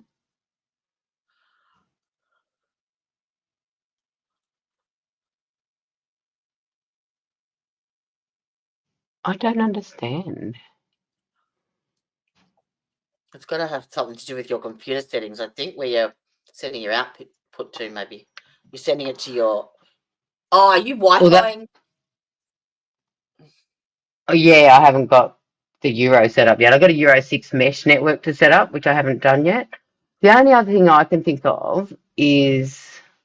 Your output is getting Bluetooth to your headphones, so it won't allow two different outputs, I don't think.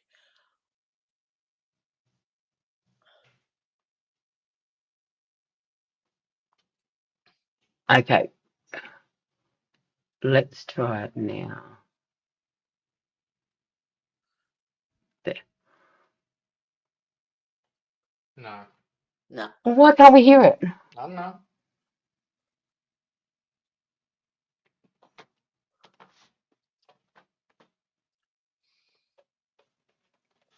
You can't hear any of that? That's to do with your microphone, not your headset. Yeah, that's what I just changed it on the microphone.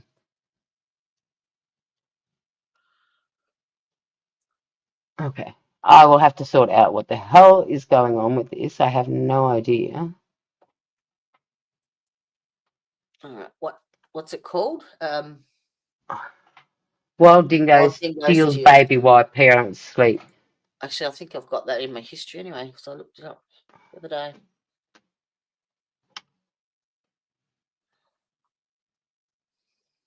What are you doing? Checking website permissions and whatnot.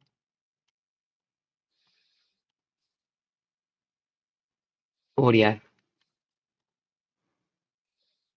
That's not streaming audio. Wild dingo. What? Steals baby. Wild dingo steals baby while parents sleep.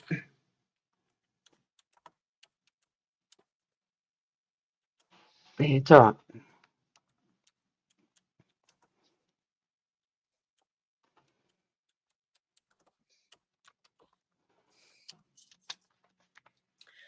There it is.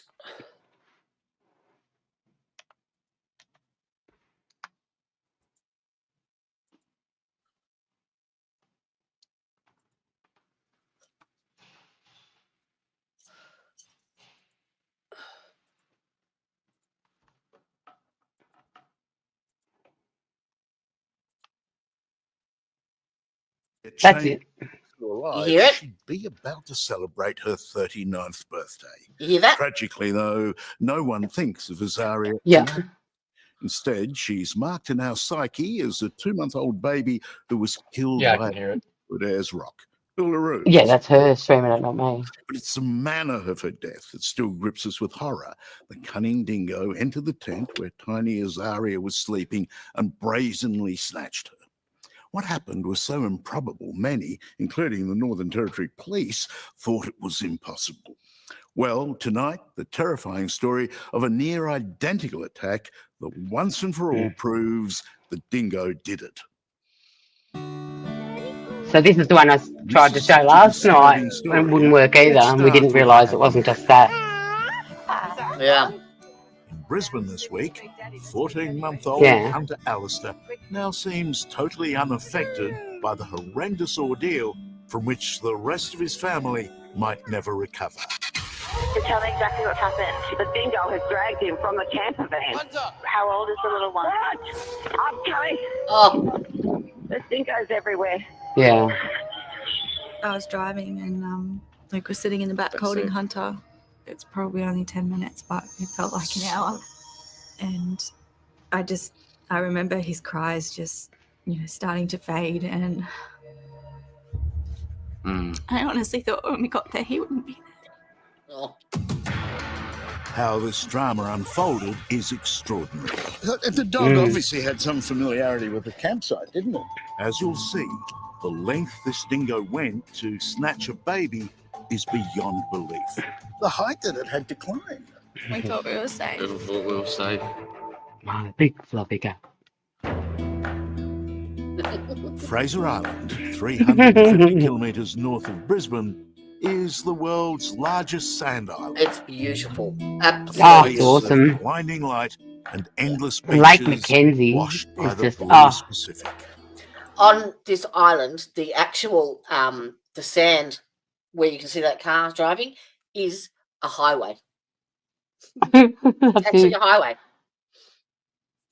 Luke and Sarah Alistair and their family are among the 400,000 people who come here every year to enjoy what's usually considered an unforgettable holiday.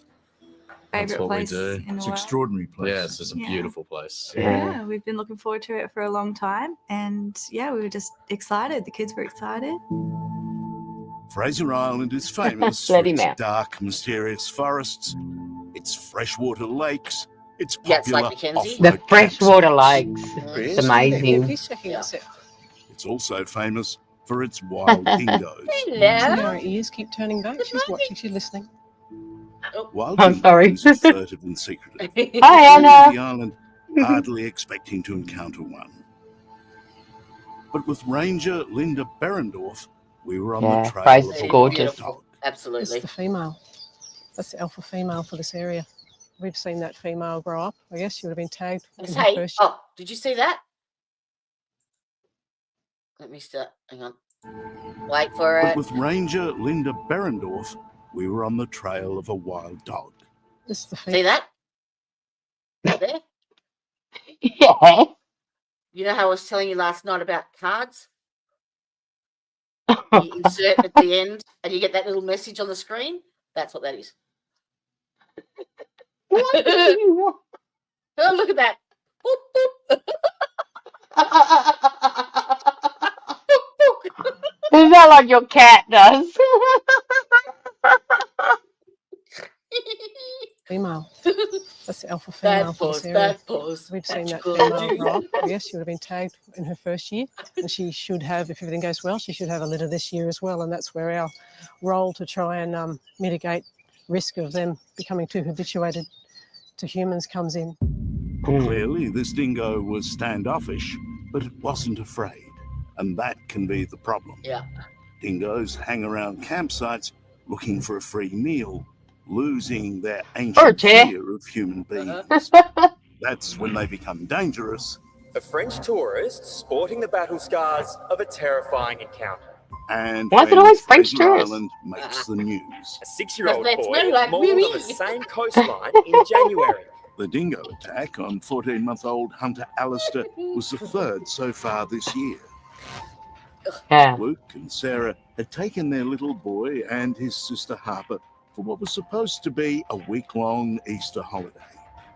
Sarah's mum That Sharon beach is a had also highway. joined them, and together they set up their caravan at the One Gorgeous. Tree campsite on the island's popular eastern beach.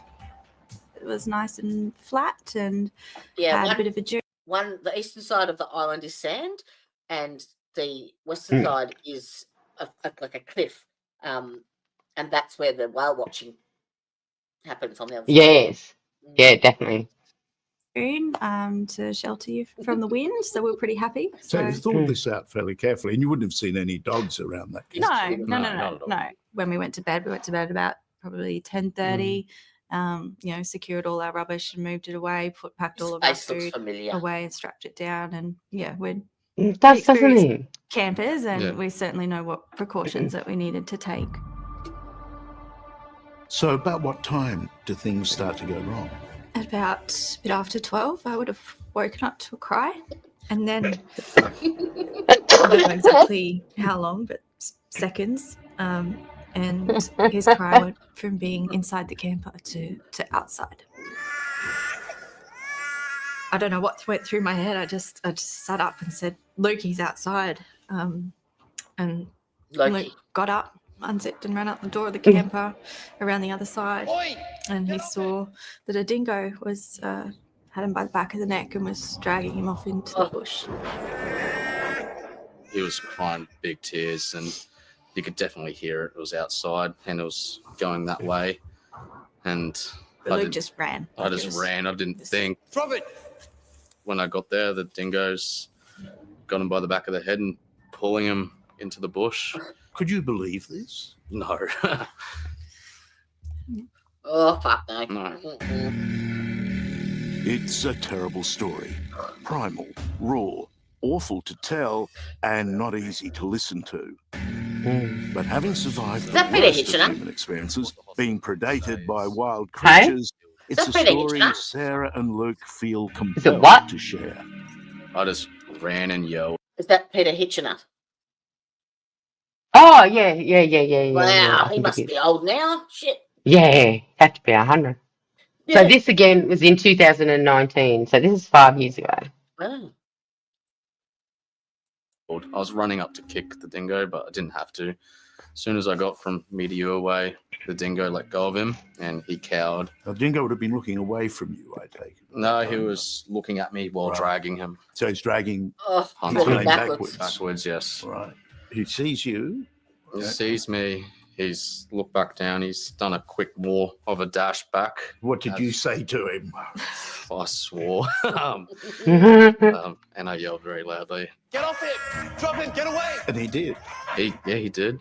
I picked him up, but then realised there was a lot of blood. Was Hunter still yelling and crying? Yes, he was screaming, absolutely screaming. And to be honest with you, that's looking back on it. And at the time, I was happy that he was crying because I was so scared, and I did not want him to stop crying because if he stopped crying. Yeah. Sarah, while this confrontation going on, what are you doing? I was right behind him, and he brought him back in under the light, and that's when we saw that there was a lot of blood. I just started shaking uncontrollably. And you woke up your mother? I woke up my mum, grabbed my phone to try and call They're in the middle of emergency nowhere. services, and I grabbed a cloth. No telephone service. I'm surprised I'm still to this day. The ordeal was far from over. While Luke had saved his son from being dragged off to his death, they were now in an even more precarious situation. Yeah, it gets That's worse. there and her mother went off trying to get reception. Smell of That's Mm. when a pack of them circled me, and they were, the way I felt, they were trying to do a sneak attack and try to pull Hunter out from the behind me. They get in a pack like coyotes, I guess. And These are pack hunters, and they're known to favour the attack on a lone person. How many dogs do you think were? I think I saw 4, but it's pitch black. It was sort of shadows and glimpses of their eyes that you and would see. you'd only see them if they're 2 meters from you, so there could have been more behind them, and there was the feeling of them coming up behind you, and as I lunged to them and yelled at them, they'll back off, and there'll be another one trying to come up behind me, and yeah, it was scary and hard to look back at it. You stayed remarkably calm. Yeah, instinct kicked in, adrenaline. He was I incredibly suppose. calm. I was not as calm. Is that a strength that you don't know you have until you're tested?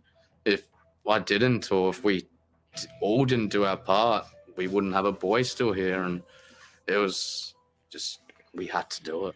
To be honest, if we stuck around, they would have taken us 100%. They were getting more cocky, more like They're getting closer and closer, and they would have taken me 100%. They would have taken definitely, Elizabeth. I mean, they surrounded me in the daytime. We're up front. We're up the front of the tent. Babies round the back. How a cunning dingo snatched the baby. So Dingo came from round the back here. As far as we know, yes. It's so high. It's so high. And the desperate call Ambulance, what's the town or suburb of the emergency? to save a life. The dingo has dragged him from the camper van. Okay, we'll need an ambulance. We'll need a helicopter. The baby's dying. It's next on 60 Minutes. Come here, Uncle Charlie. Oh, no, that's Sarah Charles and Luke Bully. Allister have always loved the wilderness, but they live in a sedate and leafy part of suburban Brisbane, with their 4-year-old daughter Harper and her baby brother, 14-month-old Hunter, who miraculously survived a dingo attack. There's no apparent injury now. Back of the head's looking really good. Very well. growing back. Yeah, a couple of scars. A little bit in the back, but all the main ones were in the hairline, so we're very lucky. Yeah. As long as he doesn't go bald, we'll be quite right. Yeah, I am absolutely blind as a bat in the dark too, Elizabeth. Not so emotionally for Luke and Sarah, who've decided to return to Fraser Island to revisit the very spot where the ordeal occurred. It's a harrowing experience, but one they hope will lay to rest the awful memories. We're sleeping here. You're up the front. We're up the front of the tent. And the babies are on the back end. Yes, correct. The 2 kids are at the back in there. It was the first night of a family holiday. Luke and Sarah thought their baby boy was safe and secure, tucked in bed a metre off the ground in their camper trailer. So Dingo came from round the back here. Yes, correct. It's so Lindy was fighting so high. the odds Like, how- just in a tent. How can a dingo do this? It's not until you realise just how the dingo managed to snatch a couple's son that you get a sense of how cunning and dangerous the wild dogs can be. What evidence did you see of entry? So when Luke came back, these buttons were pushed off, Just to there. I think that one was still connected at the end. and this zip had Really? been pushed back. So the point is that these are dingoes that are so habituated to people that they actually know how to unzip things. Well, Seems that way. Seems that way. It could easily just get its nose through and move. So Hunter was asleep. I put him to bed about here. His little sister was asleep on the other side. So he must have experienced quite a fall. Yeah. Missed the metal and fell into fairly soft ground. Very luckily. The Allisters remember every dramatic detail of these gruesome events on the night of Good Friday. Drop it! And then where do you think the dingo took him? Get the dingoes and spiders like me, Elizabeth. It's about here. No, I was exactly here. So you're confronting the dog here. Yeah, probably got from 2 meters from him, and he dropped him. And meanwhile, what are you doing? I ran over and Luke brought him back under the light, and I called for my mum, and we just jumped straight on the phone. And Sarah's mum, Sian, who was camping with the Alistair family that night, was soon on the phone trying to raise help. Ambulance, what's the town or suburb of the emergency? This week on Fraser Island, in the dying light, for the grandmother, everything floods back as we listen to the replay of what is certainly the worst phone call I've ever heard. The Dingo has dragged him from the camper van. Okay. We'll need an ambulance. We'll need a helicopter. The baby's dying. When you tell the operator the baby's dying, do you actually think that that is what's Absolutely, I happening? thought he was. As soon as I saw it, there was blood dripping off my hand, and his head was just, and it was just pouring everywhere. So I honestly thought, I didn't want, but I honestly thought by the state of the child that, yeah. He's all really wet through with blood. Is it something to control the bleeding? My son-in-law's got a towel pressed against the back of his head. Now, at this stage, I mean, a life is hanging in the balance. Yep. I can only imagine how you felt. No, it's terrifying. So these terrible silences when the phone drops out. Yeah.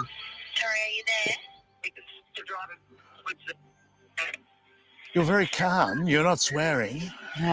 Surprisingly, yeah. Yeah. They're coming, darling, they're coming. You're coming. All right.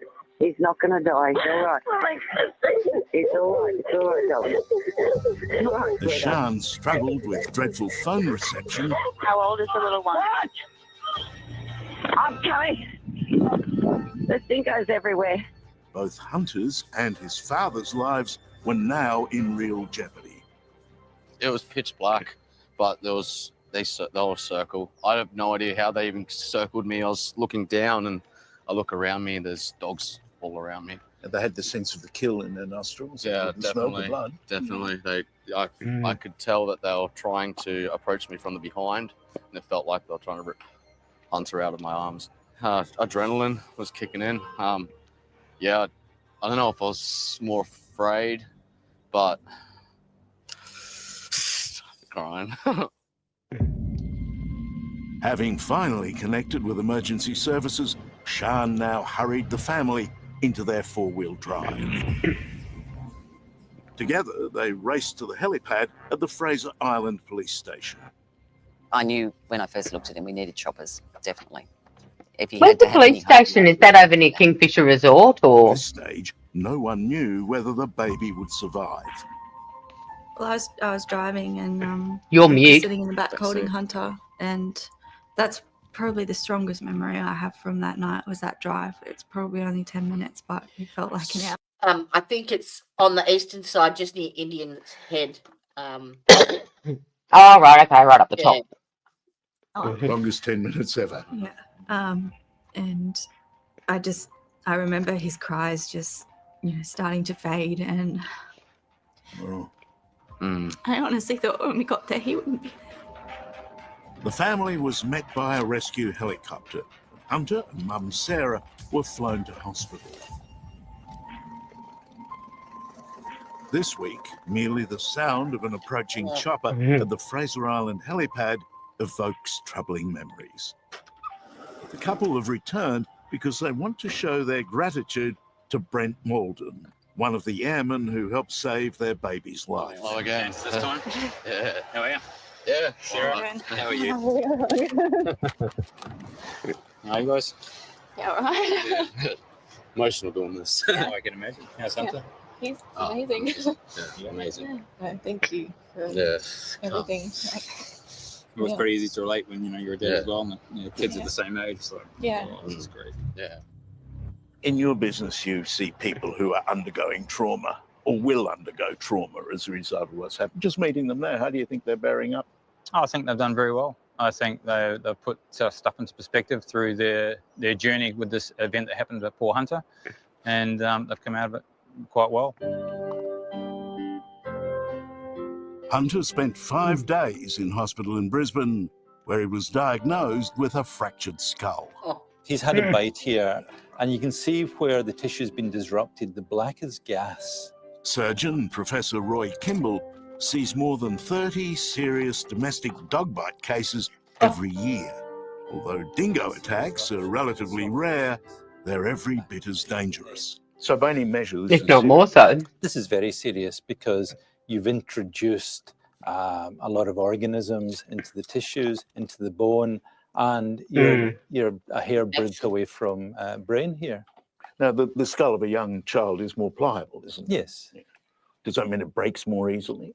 It certainly would be easier to break with a dog bite, but without medical attention, this could be fatal. Coming up, are the Fraser Island dingoes too smart for their own good? Problem is, that dog has become a danger. Do you hold it against the dingo? Should the dingo be punished? And the family count their blessings. It's deep, isn't it? It is, because we honestly thought we were going to lose him. Plus, later in the program, the man who went to the dark side of the moon. You had ultimately the biggest responsibility. Did he find Dingo? That's an ad. That's probably enough of that now. On 60 Minutes. You want me to stop it? Yeah, I mean, they just kept, like 60 Minutes, kept just rehashing the same story in 3 different ways. But you can see, like, how, I mean, if that dingo had punched any harder on that child's head, that child would have been dead. Yeah. And obviously with the Aboriginal people in Australia too, like, some of their older stories that I've heard from Aboriginals that I know, I have maybe a titch of Aboriginal blood in me. And, yeah, some of the stories do go on about dingoes, be aware of dingoes and scorpions and snakes and spiders, with your children, because that's how their children died. What was that? That is cool. I was just looking Yeah, at I'm some of sure. this, like backpacker kidnapped and shackled in abandoned pig shed. That sounds interesting. Put that one on the watch To later his list. family and friends, Jean Bristow was an unassuming, hard-working hobby farmer. But his life was a facade. In truth, Bristow was a monster, consumed with thoughts of depravity. The 54-year-old devised an evil plan to lure a young female to his remote South Australian property and keep her as his hostage. His scheme was as meticulous as it was wicked, except for one thing. He picked the wrong target. The ingenuity and will to live of the now 26-year-old Belgian backpacker Davine Arkens meant when bad collided with good, there would only be one winner. How does this come from Wild Dingo Steals Baby while parents sleep? I just got a notification. We're having a haircut tomorrow. No, Lucy couldn't fit you in. Oh, Because good. remember, I was Because going to try and piggyback you off.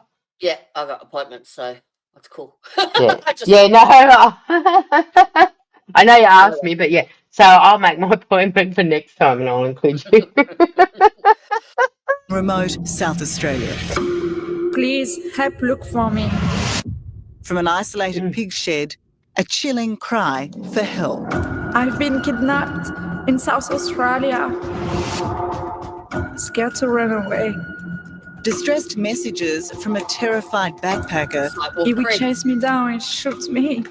that would travel around the world to her friends and her distraught family in Belgium. The message was, I'm kidnapped. Please, I'm on the farm somewhere. He drives a red pickup. A red pickup. I'm scared. Has a gun. Will shoot me. Please, contact the police and mom. I'm so far away from her and I couldn't. I didn't really know where she is. Oh my God.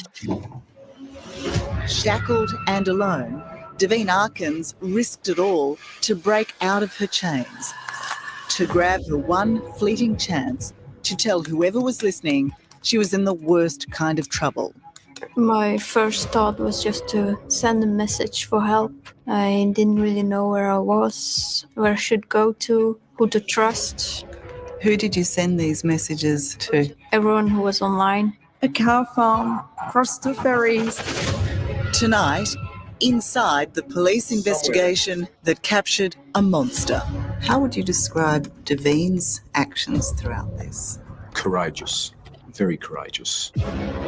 And this is the kidnapper, Jean Charles Bristow, now a prisoner himself.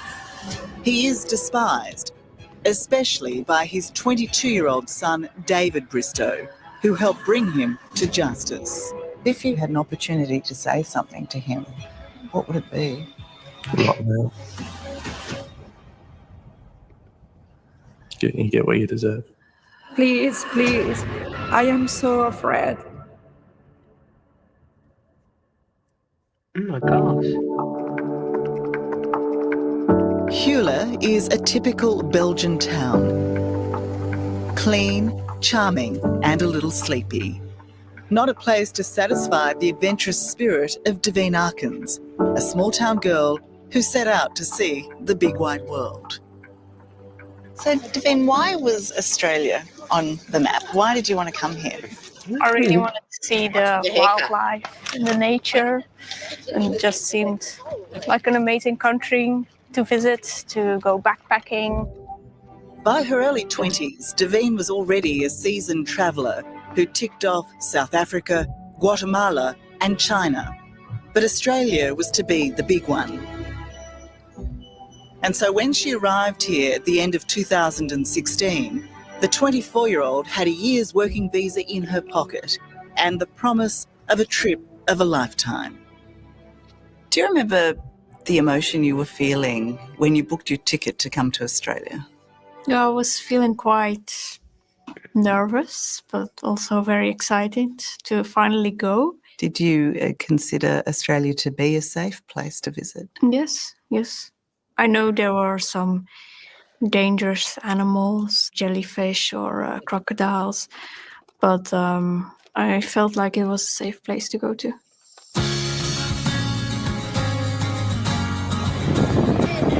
The first 2 months were crammed with new experiences and landscapes a world away from Belgium. Exploring this pink lake.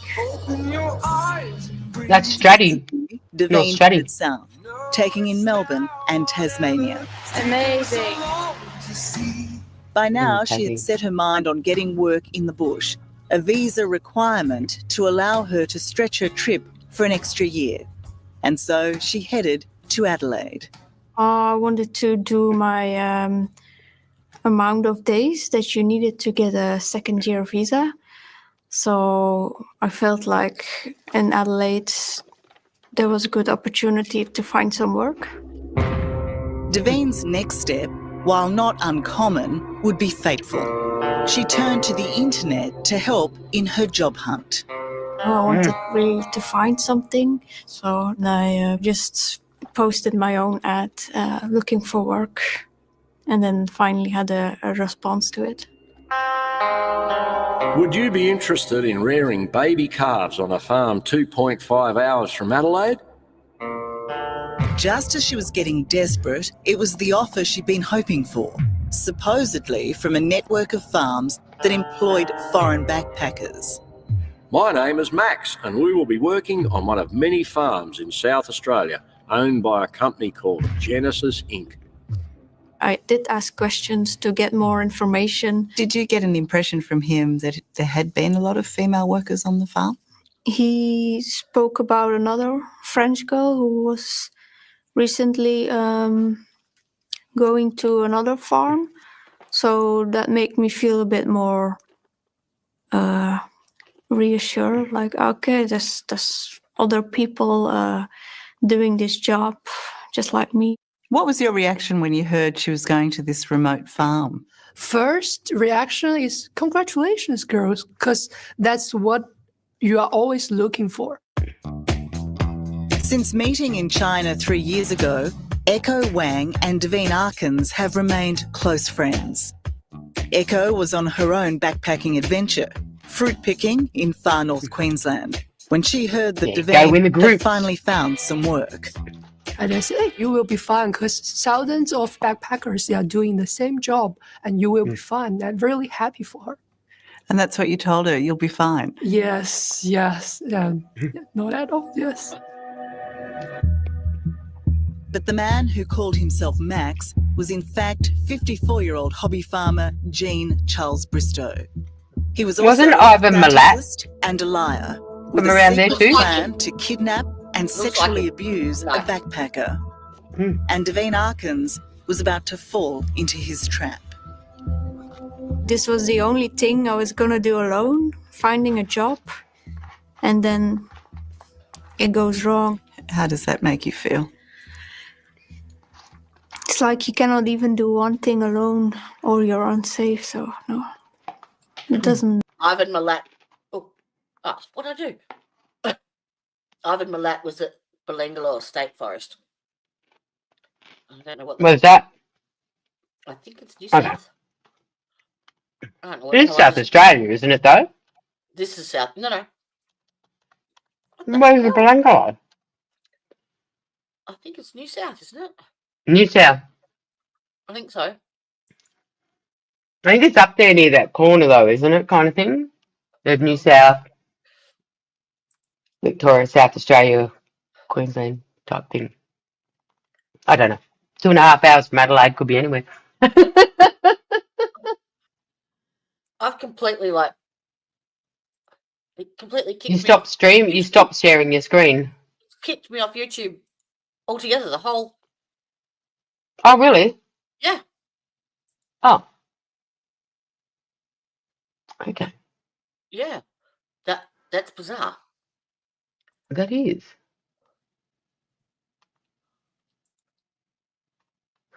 Okay, well, I'll just share this one then. Hang on. Oh, do you want me to? First. I've got it again. Oh, okay, cool. That upsets you about that? I think it is because I always make sure that I had someone with me. I always made sure that I wasn't alone. Snowed in, hysteria. I'd hate that feeling. Unlucky to meet a person like that, and yeah.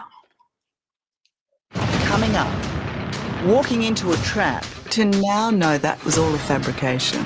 Yeah. There were no other female workers. Did you have any sense? Can you look back and go, oh, he was lying to me? And held hostage in a filthy pig shed. You must have been absolutely terrified. It was like, stop moving. I was struggling, and he put something against my back. This is a gun, stop it! I thought it was over. That's next on 60 Minutes. Wow. See, up in Cairns, they have buses On the that morning pick of you up from the Thursday, employment centre February and take you to the 9th, farm. 2017, Devine Arkins had checked out of her hostel and was waiting at a bus stop in central Adelaide. He told me I could take a bus to Murray Bridge, so I looked it up, and it seemed fine to me. It was not that far, and it was easy to go there. He told me that he would pick me up at the bus station, so I just had to look for the bus, get there, and that would be it. Keen to start the next big chapter of her Australian adventure, Devine travelled out of Adelaide an hour south to Murray Bridge. And sure enough, the man calling himself Max was waiting to pick her up. So you meet him at the bus stop? Mm-hmm, yeah. What was your very first impression? He just looked, like a farmer in working clothes, hard-working man. The pair set off on a long drive. The farmer was chatty and friendly as they headed down quiet roads through the expanse of the South Australian countryside. What is it like to retrace your steps? It's kind of a bit weird because knowing that this was like the road to the place where you like have something horrible happening. So this is what we should give them as holiday tips for Australia. Jean Bristow had carefully planned the run to the pig shed on his hobby farm on the edge of Meningie. The direct route, which would involve a drive through town, would have taken less than an hour. Instead, Bristow went on a long, drawn-out journey designed to disorientate and deceive, to make Devine feel she was heading into complete isolation. A 2-hour drive down the back roads that took in 2 ferry crossings. Oh my God. And he didn't need to do it at all. You drive and drive and drive, and then you get to the property. Paint the picture for me. What is it that you see? So we drove to a fence, drove up, went to another fence, like a lot of parts of the farm. Yeah, and then we got to the shed, and he was still explaining, this is where you raise the calves, where you will feed them. He sounds like a very good liar. Yes. I was very surprised. Didn't expect anything to happen. When Devine finally arrived at the pig shed, she felt she was in the middle of nowhere, just as Jean Bristow had engineered it. But the centre of Meningie and the town's police station was just over a kilometre away. Bristow's house, where his wife, son and son's girlfriend were on the day, was hidden behind some trees, but still just 350 metres away. Of course, Devine did not know help was so close at hand, nor could she know that very soon she would desperately need it. So what happened then, Devine? Yeah, he wanted to make sure that I wasn't doing any of the drugs, because he told me he had problems before.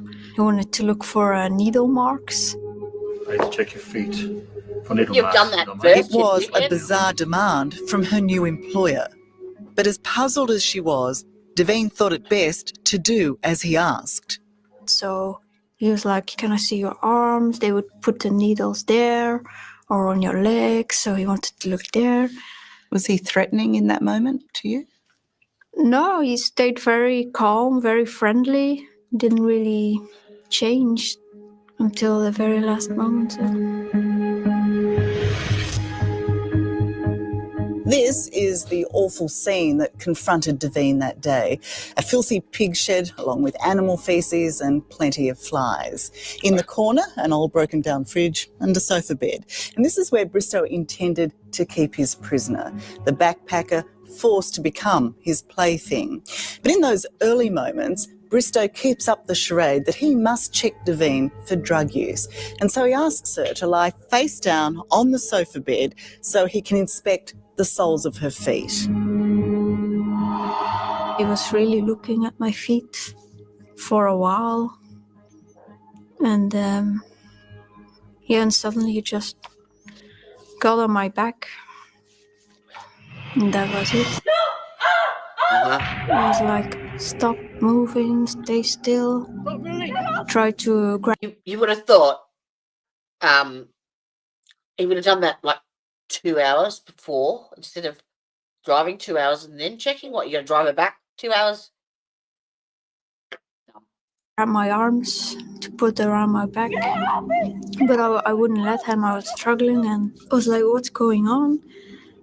This can be happening. Like, what is this? And then I was like, no. And I felt very, very strong. So I felt like I could really overpower, like I can get away.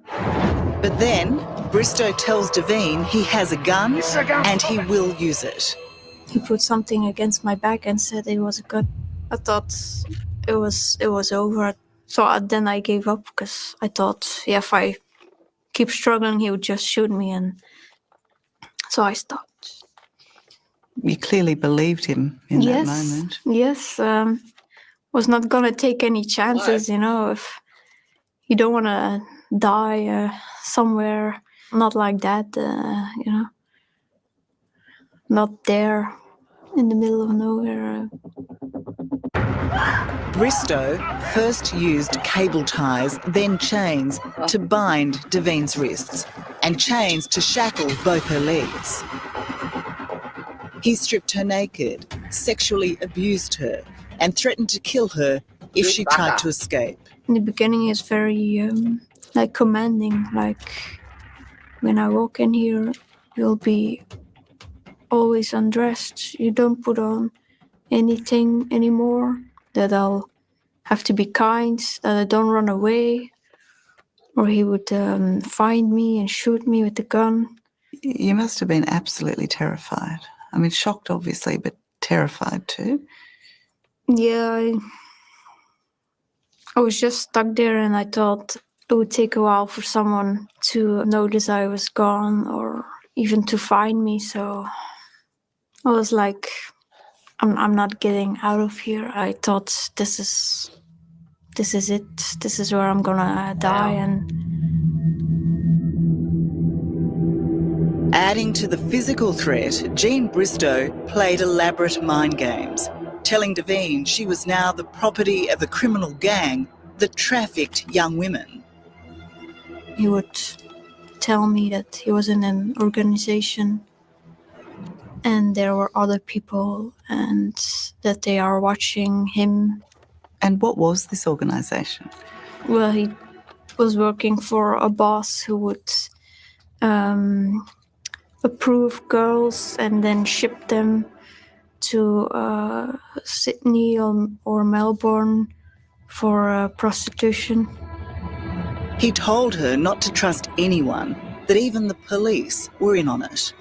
When you heard that, what did you think? You don't have anything to say. You lose everything. Your clothes, your freedom, your family, your friends. You feel very, very powerless and tiny. Yeah, you're stuck. It seems like those feelings are still very raw. Yeah. I think it's important that you have your freedom, and then when someone just takes everything away, and it's very hard.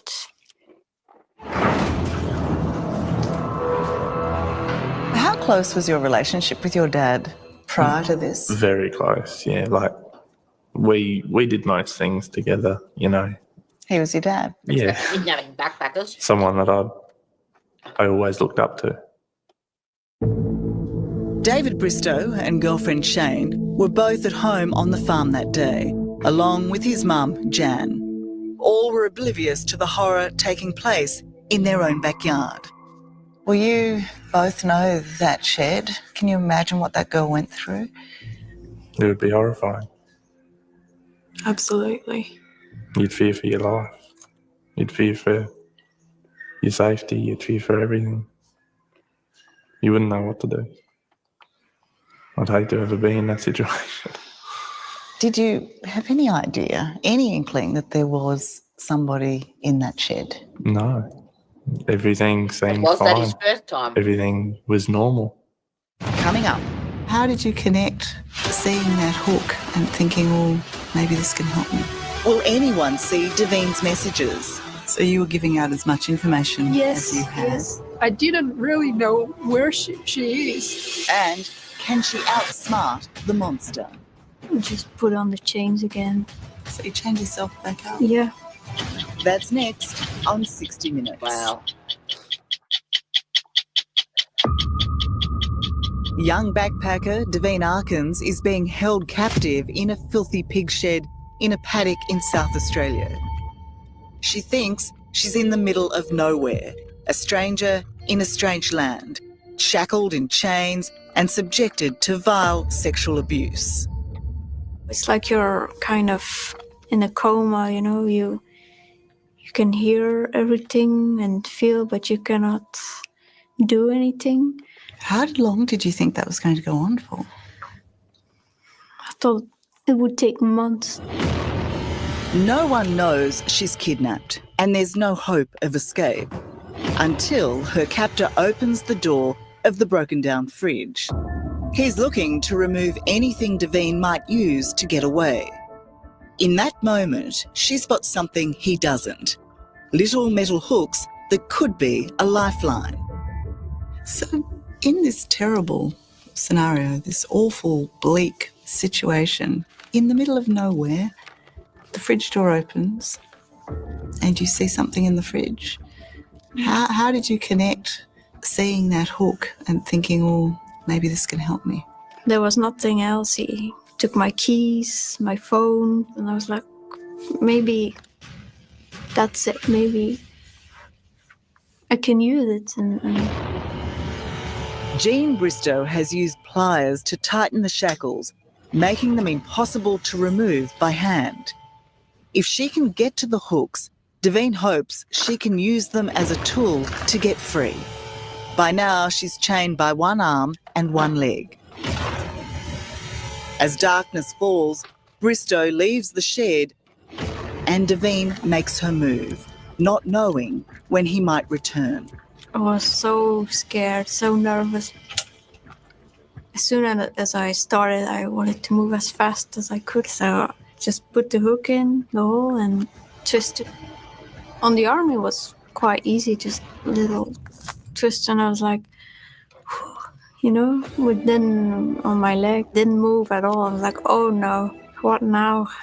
But I didn't have any other options, so I just keep trying and pushing harder, and there was no other way, so I just kept trying, and then it got looser and looser, and I was like, oh. So finally, I was free, I was like, ooh, it worked. Yeah, and now what do you do? Now free, does she run? Does she hide? Devine decides not to make a run for it. Instead, she grabs the one advantage she has. Bristow has made a critical error by failing to look for the laptop and Wi-Fi stick hidden in her bag. Oh. The computer fires up. Suddenly, she's online.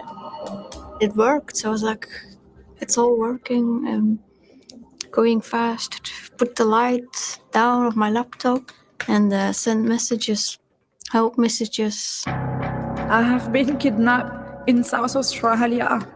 I'm on a farm somewhere.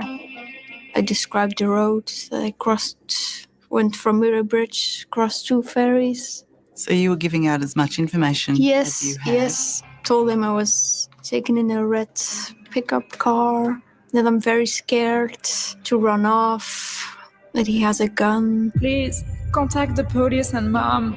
The messages fired out around the world to family and friends, including fellow backpacker Echo Wang, who was flicking through her phone in far north Queensland. It just, some horrible words like, please help me to call the police, and I was kidnapped. With the threat of Devine's kidnapper returning at any moment, the two friends frantically messaged each other. I just couldn't imagine what might happen to her, but I knew it might be something really not good, and she's really helpless, and yes, that's what I feel at that moment. You were terrified for her. Yes. Yeah, and desperate, I guess. You just want to help so much and you can't. I'm so far away from her, and I couldn't. I didn't really know where she is. Your tail. These are the messages Devine and Echo sent each other that night before the connection suddenly failed. When the signal got lost, just put everything back as fast as I could, and it was getting very dark, so I What you doing, buddy? didn't take any chances to run, so I just put on the chains again.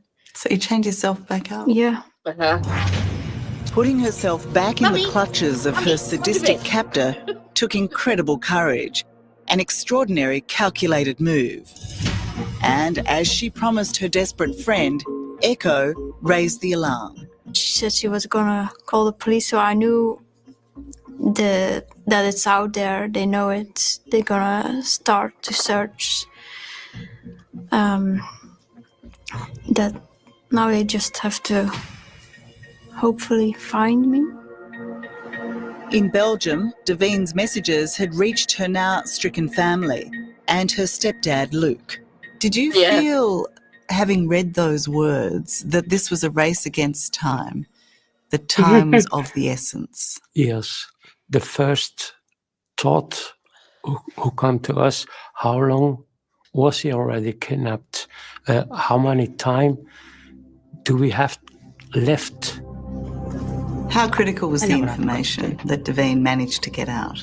Very critical. The fact that she'd been abducted, the fact that she'd gone through Murray Bridge on a couple of ferries. We wouldn't be able to start anything without her being able to make contact with someone. For Detective Superintendent Mark Wysick, it was immediately clear that Devine was in danger. How quickly did police act on that information? Within 10 minutes, they actually asked for a triangulation to commence. Within 10 minutes? Within 10 minutes, because we have this terminology, like when the balloon goes up, yes, it's all in. And that's what the response was. I should go get the other one. Why was He's just time of learnt the the plot. essence in this case? Well, we had great fears for her safety. I also appeal to that person who may be holding Devine against her will. It is only a matter of time before we identify who you are. Jean Bristow didn't know it, but as Devine was being driven to the pig shed, her phone had been transmitting signals picked up by nearby phone towers. So triangulation area. By triangulating that data, police were able to identify a more specific area in which to search. We receive information that it's sort of Meningi and... That's Tara, mate. Come on, she's an Aussie. Yes, what she's saying is Aren't you, right. Hottie? And the clues that she's given all adds up. States the obvious. That she's in this area somewhere, so it's a matter of finding her. In the quiet town of Meningi, a major manhunt was soon underway by police on the ground and in the air. That night I heard planes flying over, and I was hoping they were police planes and they would have infrared or something. I don't know this. Then in the morning again, there were planes flying over. That's what made him panic. By 2 p.m. on her second day of captivity, a car fitting Devine's description was spotted in a paddock, hidden under a tree. They watched as Jean Bristow got in and drove into town. So the air wing saw a red ute in the vicinity of the farm and radioed that down to a patrol that actually pulled the ute over. Was being driven by Jean Bristow, and they just had a chat with him, found out who he was, and took his details and took a photo of him. These were the photos taken in the moments Jean Bristow was pulled over. It was a routine stop, and police had no reason to hold him.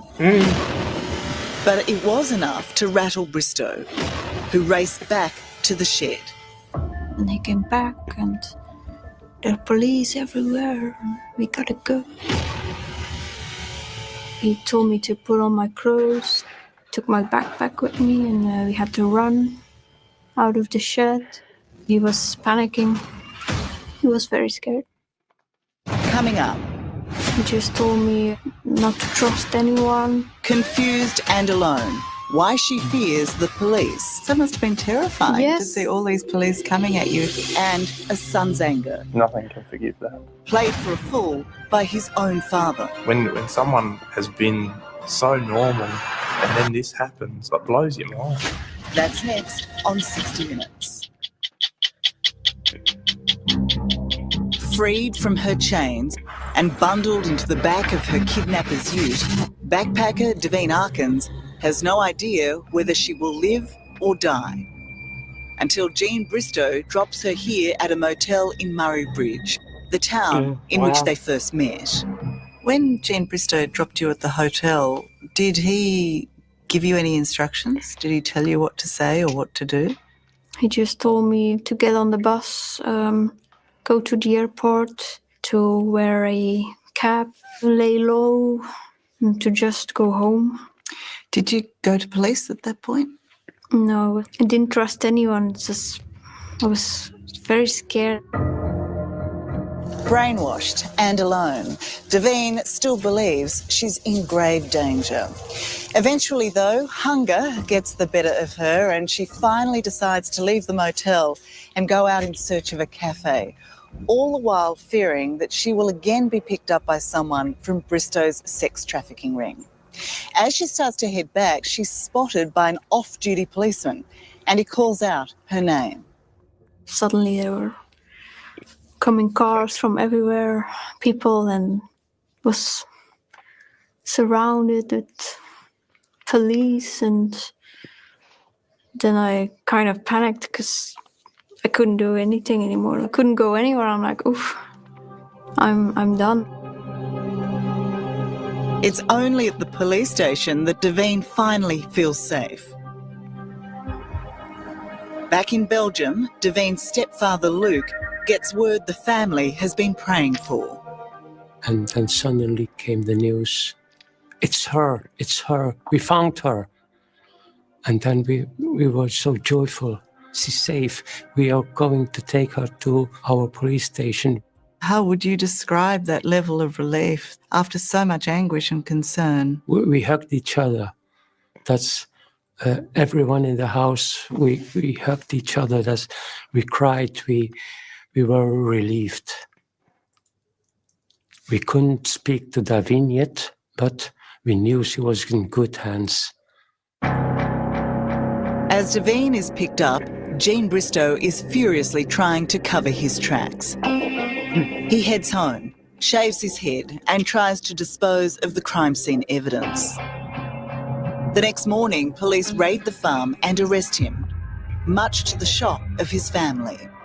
My mum rang me and just told me what had happened, that he'd been arrested for kidnap and rape of the Belgian backpacker. And then there was police everywhere, and not easy. A bad day, I'd imagine. Yeah. Not your typical Saturday. By now, Bristow's son David is coming to terms with the reality that his father is a monster. What happens in that moment? Do you stop loving this person? Yes, straight away. Really? It could have ended up being a murder. It could have ended up being anything.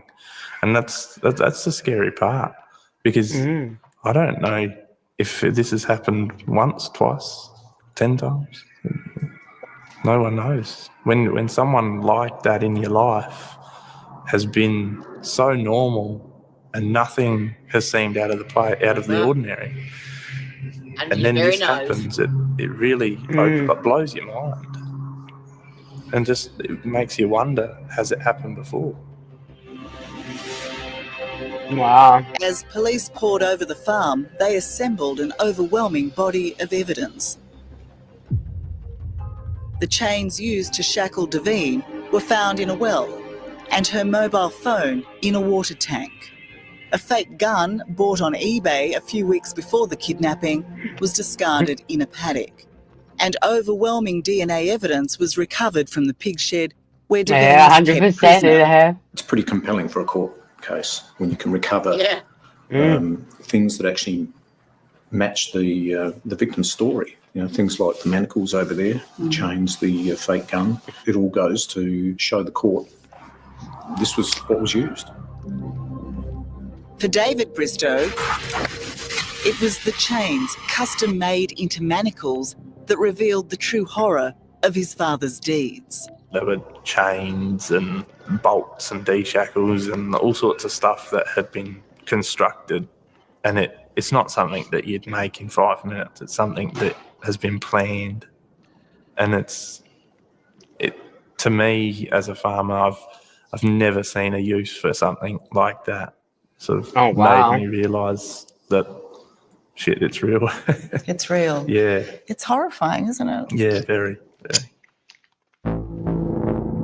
In the 2 years since the kidnapping, Jean Bristow has never shown a shred of remorse, to the anger of his son David and his girlfriend Shane. Just very much pointing the finger at everyone else besides himself. So to this day, he won't admit to you or the rest of the family that he did this awful thing? He is 100% thinks he's innocent. He just keeps making excuses. He started off with, she wasn't there and I needed help because David wouldn't help me. The bizarre claims are contained in a series of letters Jean Bristow sent to his son from his prison cell. I want to reassure you both that I'm not guilty of anything. They've only got a pack of lies to go on from the woman claiming to be the victim. Oh my gosh. She's doing it for the money. Would you have more respect for him if he actually told you the truth? Yes, I think I would. If he came, For if he sure. came out and said 100%. that he was guilty and owned up to it, I would have more respect for him. Do you think you'd be able to find it in your heart to forgive him? No. He's still a fucker. Nothing can forgive that. It took a huge amount of courage for David Bristow to give evidence. A court appearance that saw him discredit his father's claim that he hired Devine to help him on the farm. When you saw him in the courtroom, what did you think of him in that moment? I was disgusted. No worries. It's the only word I can use. Disgusted. Hey? Helped by Thank his you. own son's evidence against him, last month, start. Jean I Bristow started. was sentenced to 18 years in jail. He won't be eligible for parole until 2032, and then, most likely, sent back to his native Britain. When you learned of the outcome of the actual court case, that Jane was convicted and now sentenced, what was your reaction to that? I'm glad because I'll never get to see him ever again. Actually, here. I'm glad that I'll never have to look at him again. It's in the banners as well. Is that a hard thing to say, a hard thing to feel? Yeah, that's what I was It just about to go is. to. It is quite hard.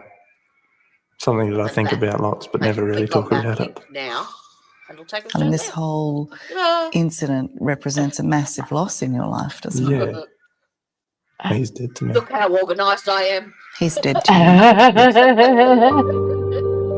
Without Jane dirty. too had the ordeal of facing Bristow one Still more got to time sort out my at trial. sharing. What was it like to see somebody who, at one time in your life, was so powerful and so frightening, to be so pathetic in the end? I had to look twice, like, is that him? Because he was very skinny and he looks very terrible and awful. Thank you to So when I him. saw him, I was like, this is what you deserve. Drop yours in chat too. You should Beth. feel awful. This is justice. Yeah. I don't know why I yelled that.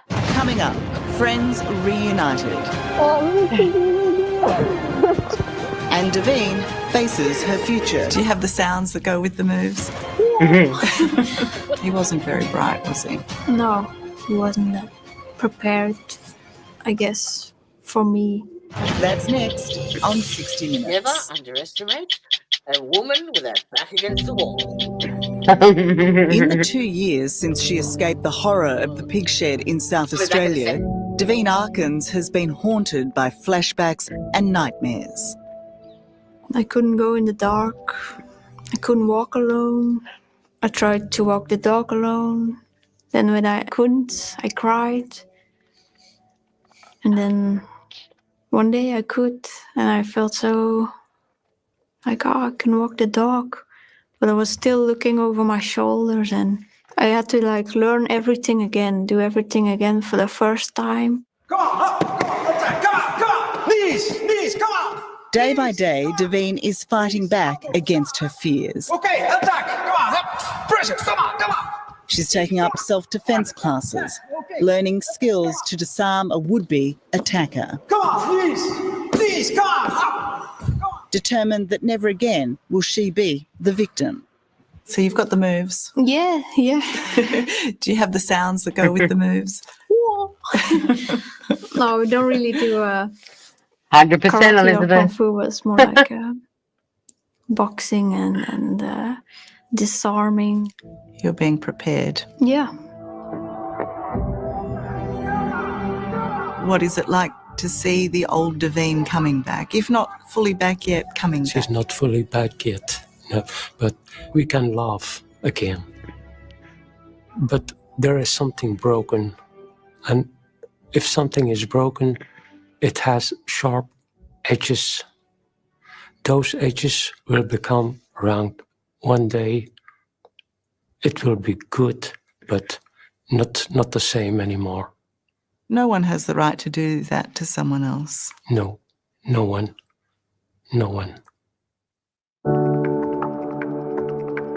Echo Wang was Daveen's lifeline when she needed her most.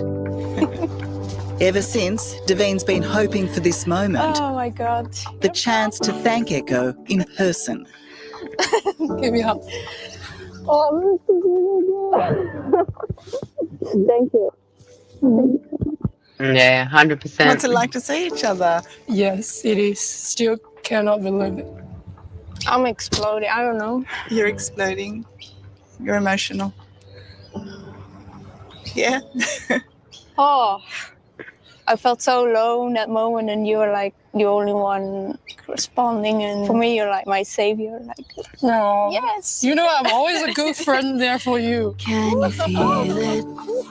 Together again with plenty of catching up to do. Oh, you should definitely go to Great Barrier. It's amazing. The backpackers who've experienced the very best and the very worst of Australia. Echo played such a big part in this. When you think of Echo, in what way do you think about her? She's like a hero for me. Like, she helped me. She was there for me.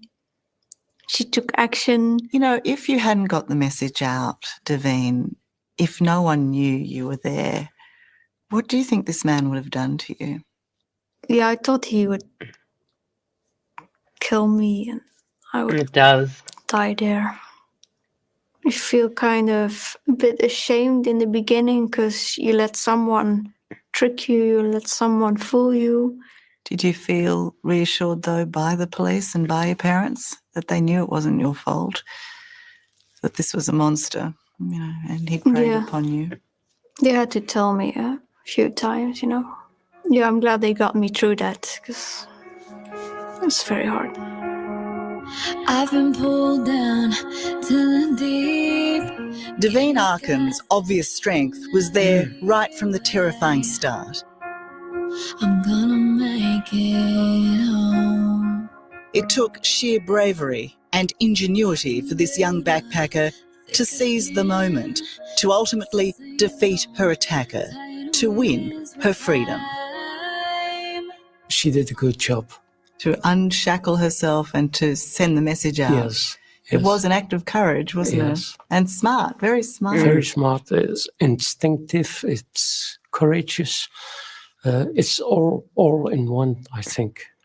Really smart, really clever. You've heard Also her having a speak pretty about dumb this, and perpetrator you've heard helps. her talk about initially being ashamed of her own role. You know, that somehow she thought she should have not been in that position. Yes. How do you feel when you hear that? No, Daveen, you didn't do it wrong. You did it right. He was the one who did it wrong. He was the one to be ashamed of, not you. You must be proud. We are proud of you, of what you did, of what you are. I'll break these walls, I'll stand up tall. Do you feel like you did outsmart this man? Yeah, it just worked and felt good that he couldn't get away with it. I'll be stronger in the end. I feel very, very lucky how everything worked out. I feel so very lucky. He wasn't that prepared, I guess, for me doing something. For you beating him? Yeah. That's it.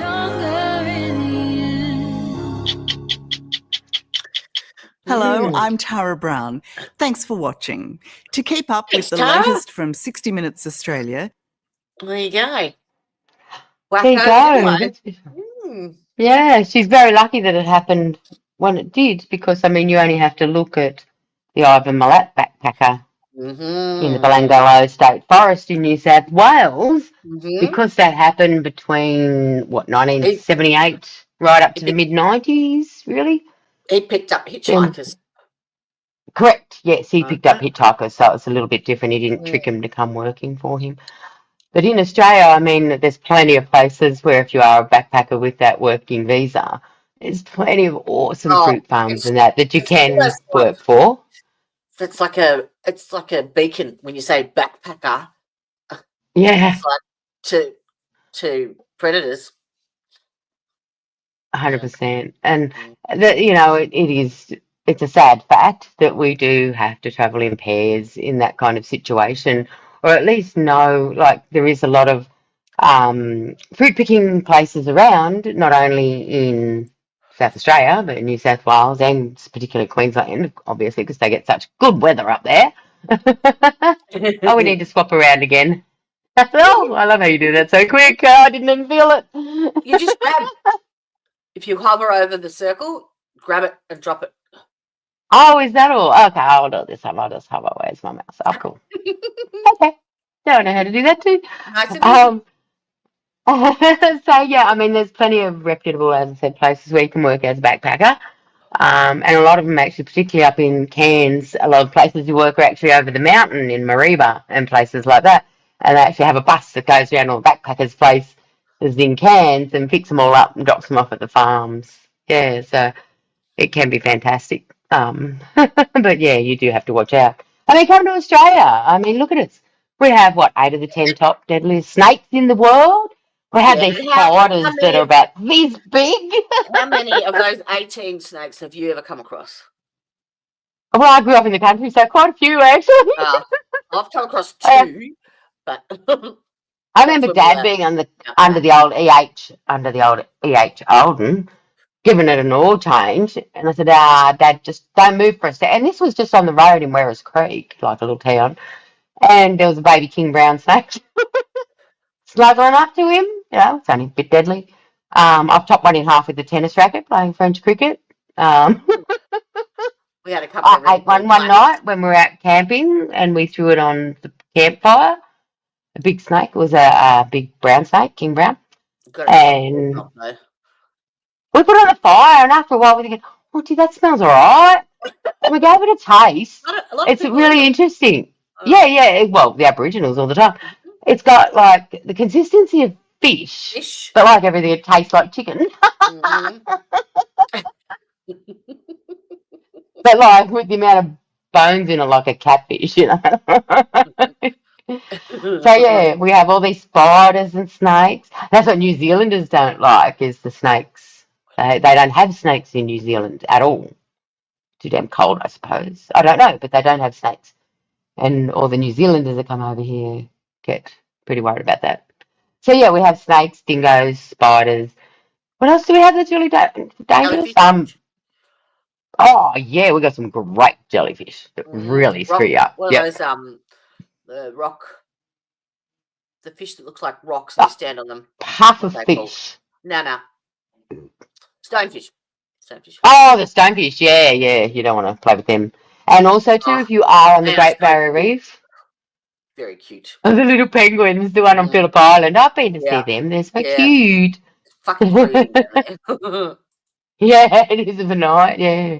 But though, I remember I went to the first Australian Grand Prix, motorcycle Grand Prix, down at Phillip Island. I used to live at Gordon Heights, right next to that Grand Prix track.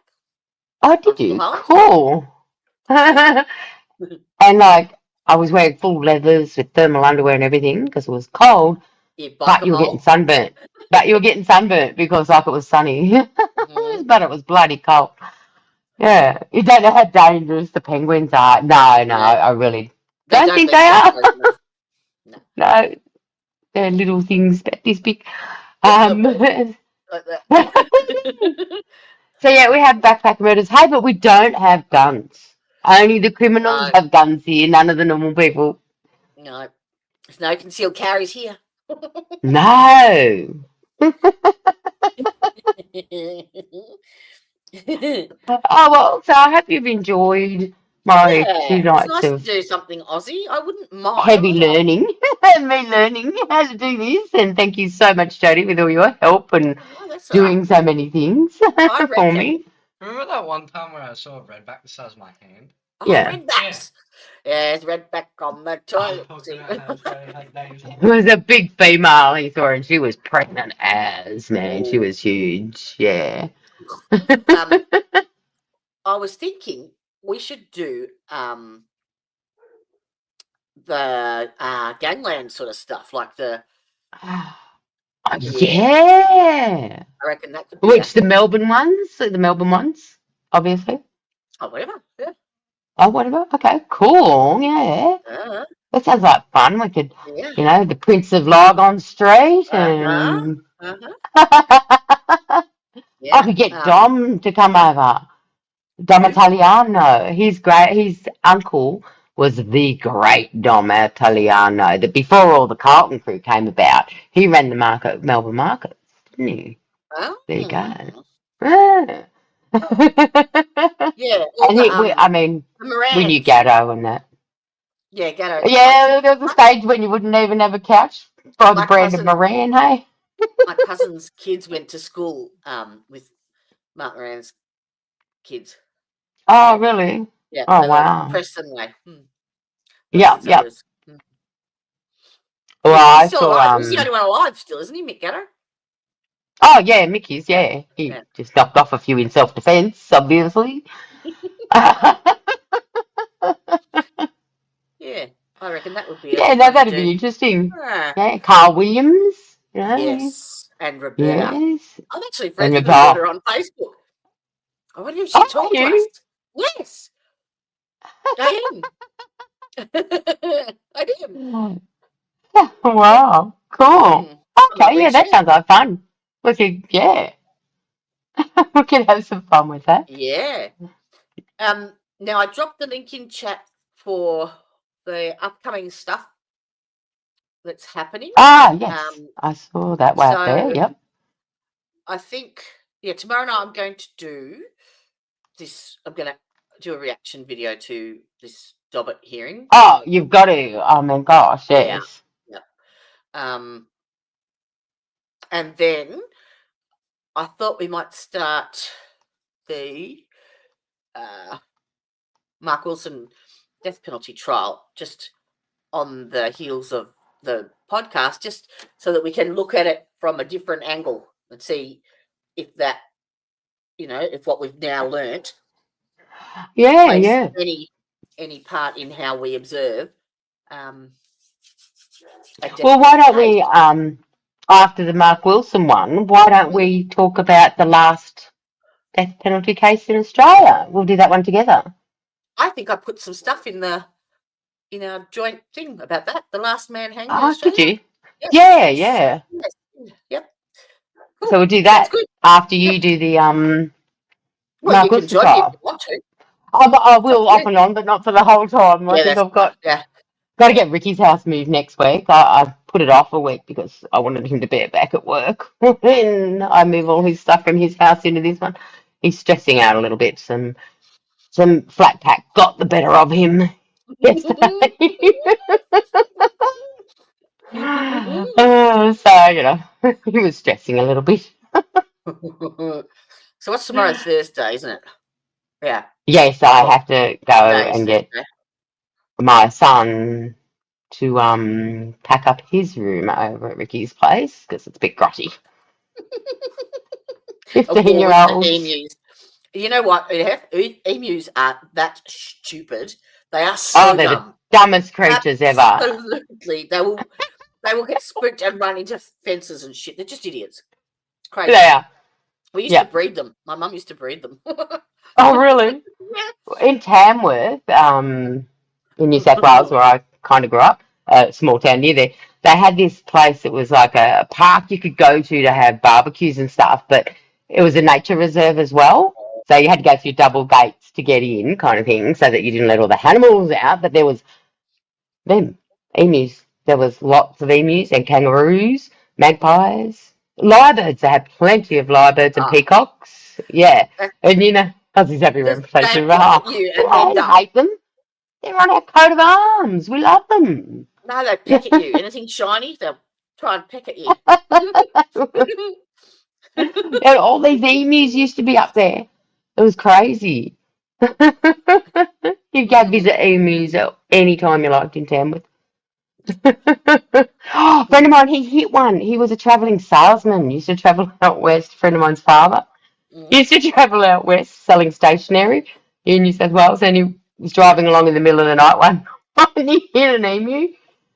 And it come right through his windscreen. He said, the smell of emu guts. He was just covered in emu guts. Yeah.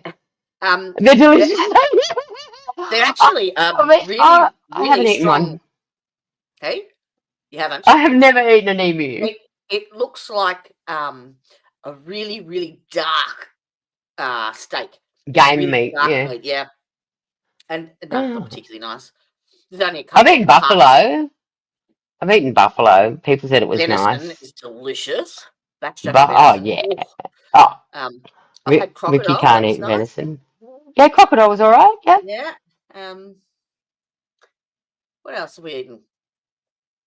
As I said, I've had snake. I've had rabbit. Frogs. I don't get Chinese. Oh, yeah, rabbit. You should try my tandoori rabbit, man. I make a really mean tandoori rabbit.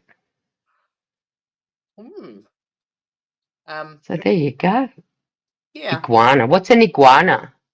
It's a lizard. Is that like a gecko, like a goanna? Big one, yeah. Oh, cool. Yeah. Iguanas. Bye, Teresa. Iguana. What do they taste like? Do you eat them? Do they taste like chicken? They're By any probably very chance? similar to a snake, I would think, eating wise. But their flesh. snake. It's a reptile. Oh, So, oh, is it go? Oh, okay. yeah. I'd better look up what an iguana is. An iguana is. IGUNA. That's like the other thing you got to. Oh, yeah, I know. I reckon That's like more our. They're not like our gecko. Oh, shit, some of them are big. Yeah. They're like our golden water dragons. Oh. Rattlesnakes taste like chicken. Yeah, that's why I said king browns taste like chicken. But did you find they had the texture of fish, Anna? Not like. Yeah, More that's what I flaky. found anyway. Flaky like tuna. Oh, right. Yep. Cool. There you go. We could have an Australian food thing. Yeah. Yeah. Oh, Not eating chicken's yeah. feet though. You can stick that up your ass. Or Oh, snail. yeah. Or try it. Oh, they would be there, I suppose, wouldn't they? Because it's yeah.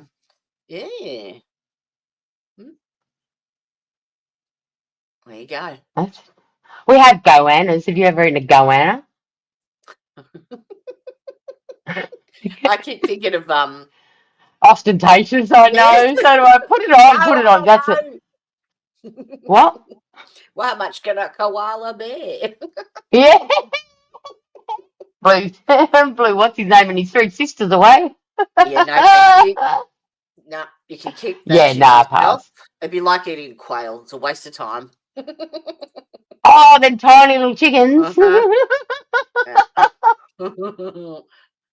And I can't eat, and even if you bought me a lobster, I would eat the tail, but I won't eat the legs because The claws. That's where you get them funny things to get into them with. Nah, fuck that. I haven't got the patience for any of that shit. I make a beautiful lime mayonnaise to go with my lobster. Or seafood. When are we Yeah. having dinner? Soup. Okay. We should wrap I'm going to this have to shit go to up. bed. We should. Thanks for joining us, everybody, and bearing through my learning. We'll get there. Oh, give me a job. Thanks, guys. Thanks, Jodie, so much. Mwah. Love you all. The truth's in the house, y'all. Bring it up, breaking it down. Hear that call? Facts and defense, a mighty blend. Oh yeah, justice ain't gonna bend. Gable hits, the facts commence. Defensive moves, we've got the